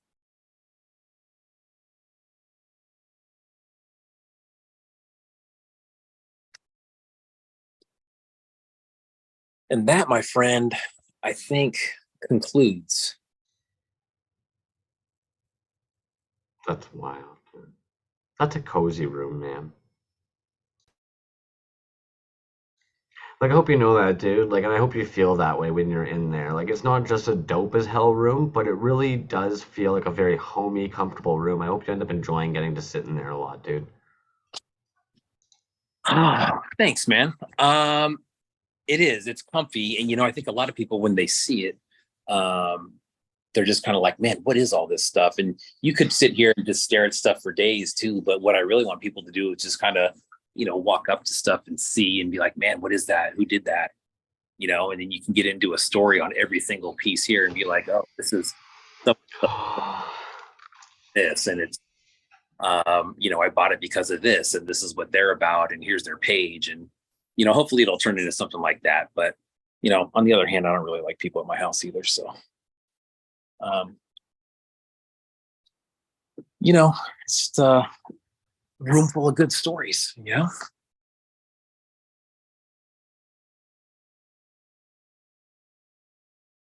To say the least. Oh. How do you feel? I'm a little tired. I was gonna say, yeah, do you feel just like, what is it? That whole like, I'm spent, right? You should have seen my face while I was holding this phone because when you hold something out in front of you like this, right? It's not very heavy. If you hold it like that it starts to get pretty heavy. So I'm over here like sweating, patting my brow to charge my phone. Ugh. Well, thank you for taking one for the team this evening and doing that, man. Hey, no problem, man. Anytime anybody wants to see anything, I'd be glad to show you. Dude, I think I'm gonna have to go back and rewatch parts of this episode tonight because like there were things you showed near the beginning that I probably could not remember now. Yeah, and that's you know, I never want to feel like I'm overlooking some of the stuff that I have. You know what I mean? Like I want to be able to appreciate it all the time. And it's weird, man, when you go back through some of the stuff and you see some of these, like these smaller pieces that I just showed. When you look at some of those, you're like, man, I got that thing a while ago. But what's cool about it is that it still makes you think, you know, no matter what. It's like, where did that artist go? Where did Hobo Toys go? Right? Where did Toysaurus go? Where did, you know, some of these people, you know, and that's nothing to really dwell on, but it's just, it's cool to think about, you know, some of the interactions that you had with these people. And, you know, it's just a point in time where they were making cool stuff and letting people buy it, you know? At the same time, you say you try not to dwell on it, but like I'll admit, man, there's certain people that my brain definitely like you get concerned about is almost the best way of putting it. And at the same time, like I don't want to like rat any artists out, but there have been times that like maybe an artist disappears for a little bit, drifts back in for a little bit, drifts out again for a little bit, and you're just happy, I guess, in the very least, to get those little check-in moments, because like the reality is that some of these people in this community, like they really are homies at this point. I know it's all digital, I know it's online, but like it matters to make sure they're good, because like the reality is that like people can disappear pretty quick, man. You just don't know what's going on in their lives. You want to make sure people know that like there's somebody that is willing to listen to them if they don't feel like they've got anybody to talk to. Yeah, and that's it, man. You know, and that's kind of like what we were talking about earlier is, you know, not only are these cool art pieces, but there's a lot of different personalities, I think, in this community in general. And it's cool to hang out with everybody, man. It's cool to be in a room, even with nobody else here, to be able to sit here and just kind of look at these people and just or look at the pieces and think of the people. You know, that doesn't make them there with you, but you know, it makes for a good time as far as actual shit, how stuff was made, why they made it, you know, their story behind making it, if you know that, which is always cool to know. But you nailed it, man. Like, and admittedly, I've been talking to Death and Stars, I think like a week ago. I was like, dude, I'm so fortunate that like I can look to either side of me. And like, yeah, you guys see all my stupid commercial toys, but all my indie toys are literally one shelf here, one shelf there, and literally any time of the day, it's just like, like, thanks for doing that, man. I know you mentioned you're retired. That was a lot to go through, dude. I really appreciate you sharing that with us, homie. It was a lot. You know what? It's really not a lot if you think, yeah, I could probably go around this room in probably 10 minutes, but when you go through it slowly like that, and you start going row by row, then it starts to be a lot. But yeah, man, I had fun. Thank you for letting me do that. That was a long ass tour there. Not even. We could do that again in 2 weeks. And what's funny is depending on how you're feeling or where your headspace is, there's pieces that maybe we didn't go ooh at tonight that we would in 2 weeks, just because of how we're feeling and where we're at. Yeah, man. And you know what? I tried to open as much stuff as I could that I have sitting here that I haven't showed yet, and tried to display it. So I will have to go back through like the terrible. Crushed it. Yeah, the Terrible Toy Works piece, man. Like that one, we're gonna have to take an in-depth look at that. The 8-bit zombie custom, we're gonna have to look at that. Some of the resin blood stuff, we're gonna have to look at all that stuff, you know, just because it deserves to be looked at in detail. Do that. Especially again, you're in a very neat position where you could totally on one shelf show us, oh, here's resin blood year 1, here's resin blood year 2, here's resin. It's like, damn, oh shit, okay, cool, right? Here's some vinyl. Here's some resin. Yeah, man. I mean, trying to categorize everything is just, it's impossible, dude. I've tried to do it so many different ways. I finally landed on trying to do it by the artist. That is somewhat working out, but it's still, you know, what happens when you buy more pieces from that artist and you're out of room? You know, you put it someplace else, or you end up moving stuff around to make room for that stuff. And then it's just round and round we go, man. I don't think it'll ever be done, you know? That's what One Trick told me when I first moved in. He's like, dude, you can't stress too much. It's ever growing. It's ever evolving. It'll never be done. So like, what are you trying? What do you mean you're trying to get it perfect? Like, it's gonna change a billion times. But you've got a great setup there, man. That looks so good, dude. You want to hear the kicker of it all, man? My landlord is coming over tomorrow to do a house inspection for the first time in literally years. Has never seen any of this. Never. They're gonna walk in my front door and probably shit themselves on like, what are you doing in here? Nothing. Hoarding. On Thursdays. That's it. None of their damn business, man. You're paying your bills, you're paying your rent. They can eat a dick. That's it, man. You know, I don't call the guy for nothing. I give him a month. That's all I do. Stay out of my life, bud. You ever puttied a thumbtack hole before? Can Brother, we trust you to do that? bro, I've almost bought stock in that shit. I have puttied so many holes. I'm gonna need to re-sheetrock the whole fucking place, and it's a good thing I work for a company that does that.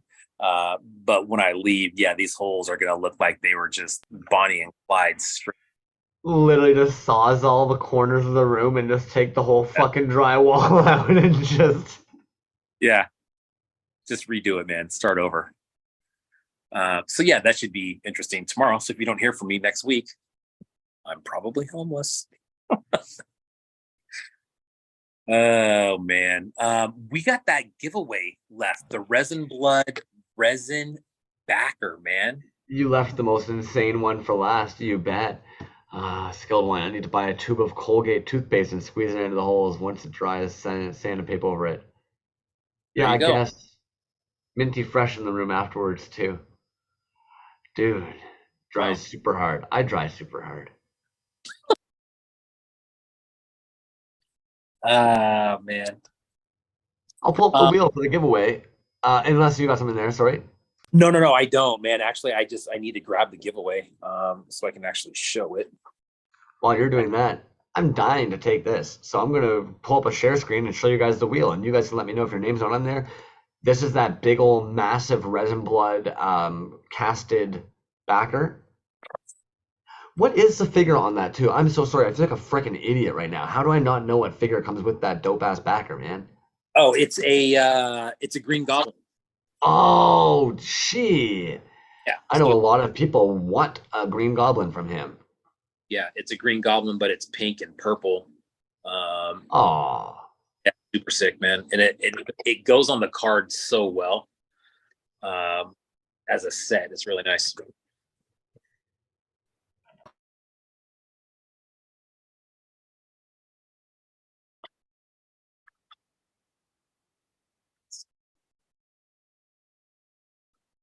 skilled one. I'm going to be that weirdo. Most of us here are not very athletic, I would assume, but out of all the athletic sports, swimming seems the worst. Swimming seems the worst. I don't know why. I'm just thinking, like, my roommate just reeks of fucking chlorine all the time, all skinny and bald with all his pubes all over the bathroom because he's shaving his body down all the time for competitions. Yeah, it just seems kind of like a hassle. I'm just reading the chat. I get it now. He says a trick I learned from college from a roommate that used thumbtacks to hold up all his swimming ribbons. All right. Yeah, and I'm also gonna point that out too. You notice how other sports you get trophies or like medals? Leave it to the swimmers. They give them little ribbons. Yep. Anyways, I'm not gonna be a dick. What am I talking about? I'm just some fucking weird toy nerd. If your name is not on, he used Nair and clogged the shower. Fun fact, I think I was in like maybe grade 9, maybe grade 10, and I had heard through the grapevine that using lubricant is a good idea. Now, I had never heard of the product Nair before, and I assumed my parents must have some kind of good products that would feel great for what I was hearing was one of the better things to do in life. And about 5 minutes in, the grossest smell I have ever smelt in my life as my dick began to feel like it was on fire.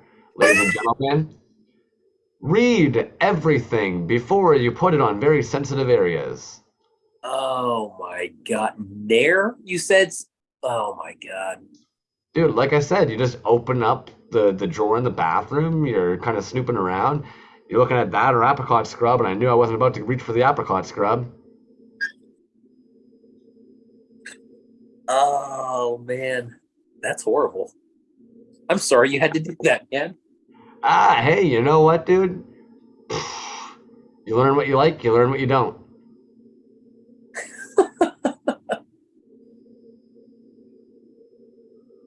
Oh boy. Well, that's a learning moment. What we call that from.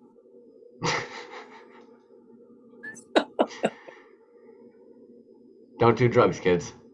Yeah. Mac, I got you on the wheel here. Smoking wiener. Like I said, the smell was probably the worst part, guys.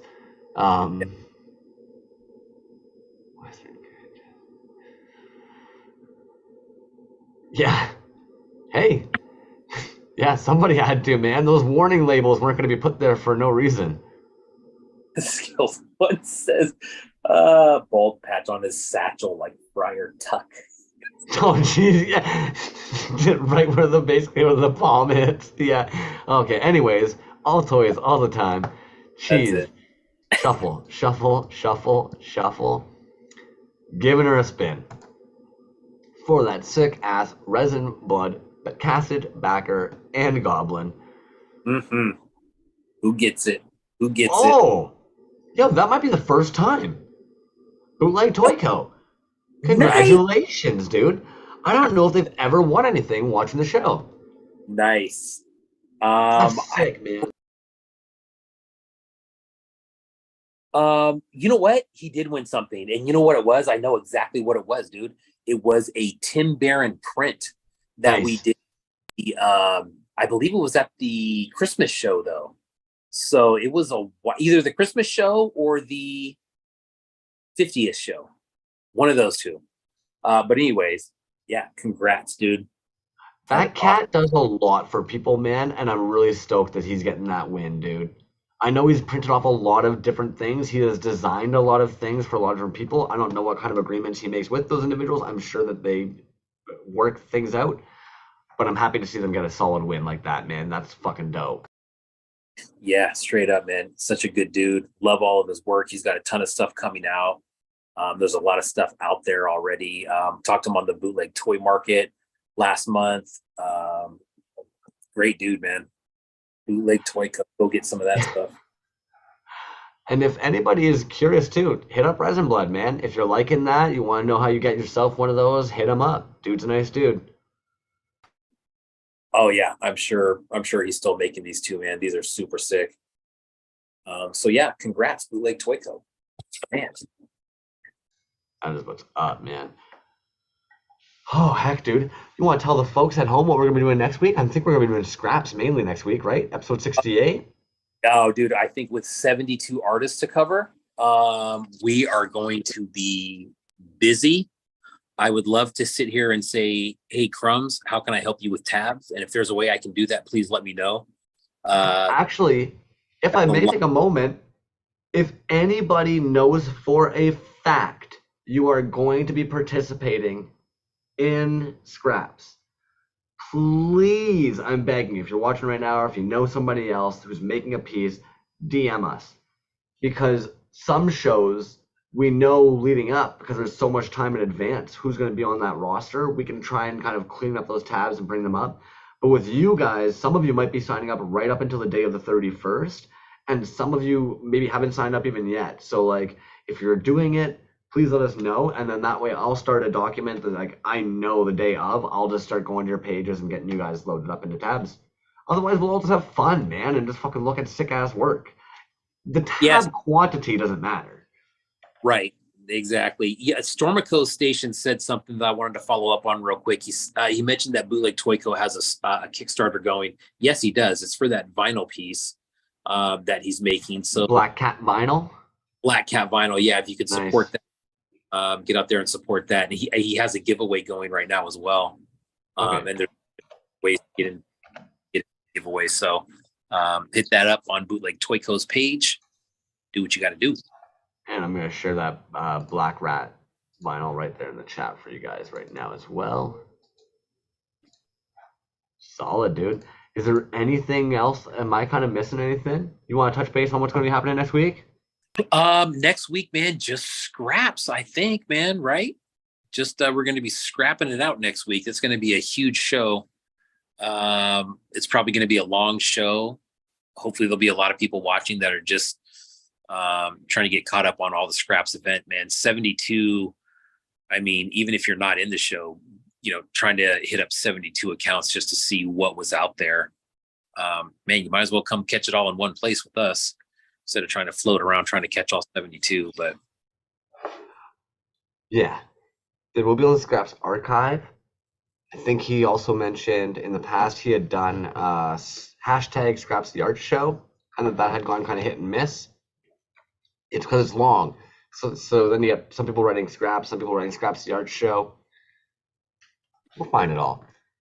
I love it, man. Dude, that room is insane. Thank you again. Angry Beast, I'm assuming, is long gone at this point, I hope. Thank you, homie. That was a treasure. If you're down, man, I'd love to have that cat come in again sometime and actually talk about their work, too. We should probably try and... Oh, you know what would be cool? Maybe not super cool. Maybe I'm just in my head. Bring in Lab Monkey number 9, talks to Famous Toys, and Angry Beast, and we make the three of them tell us what the fuck is going on. Those dudes have been making some moves. Yes.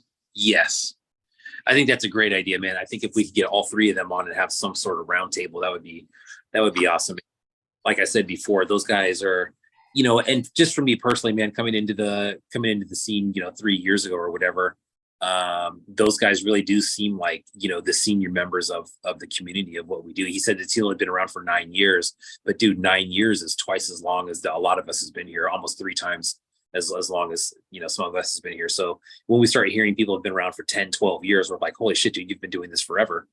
But, you know, when you have new guys coming in, that's just how I view those guys, as like they're seniority people. They're people who know what they're doing. You go to them for advice if you need it on anything that's, you know, related, shows, makeup, you know, whatever you're doing. It's that would be cool, man. That would be really cool. Those are some very highly respected dudes in the scene. All right, man. Let's let these yahoos go, and you go get some sleep. So it was a blast, man. I love this. It was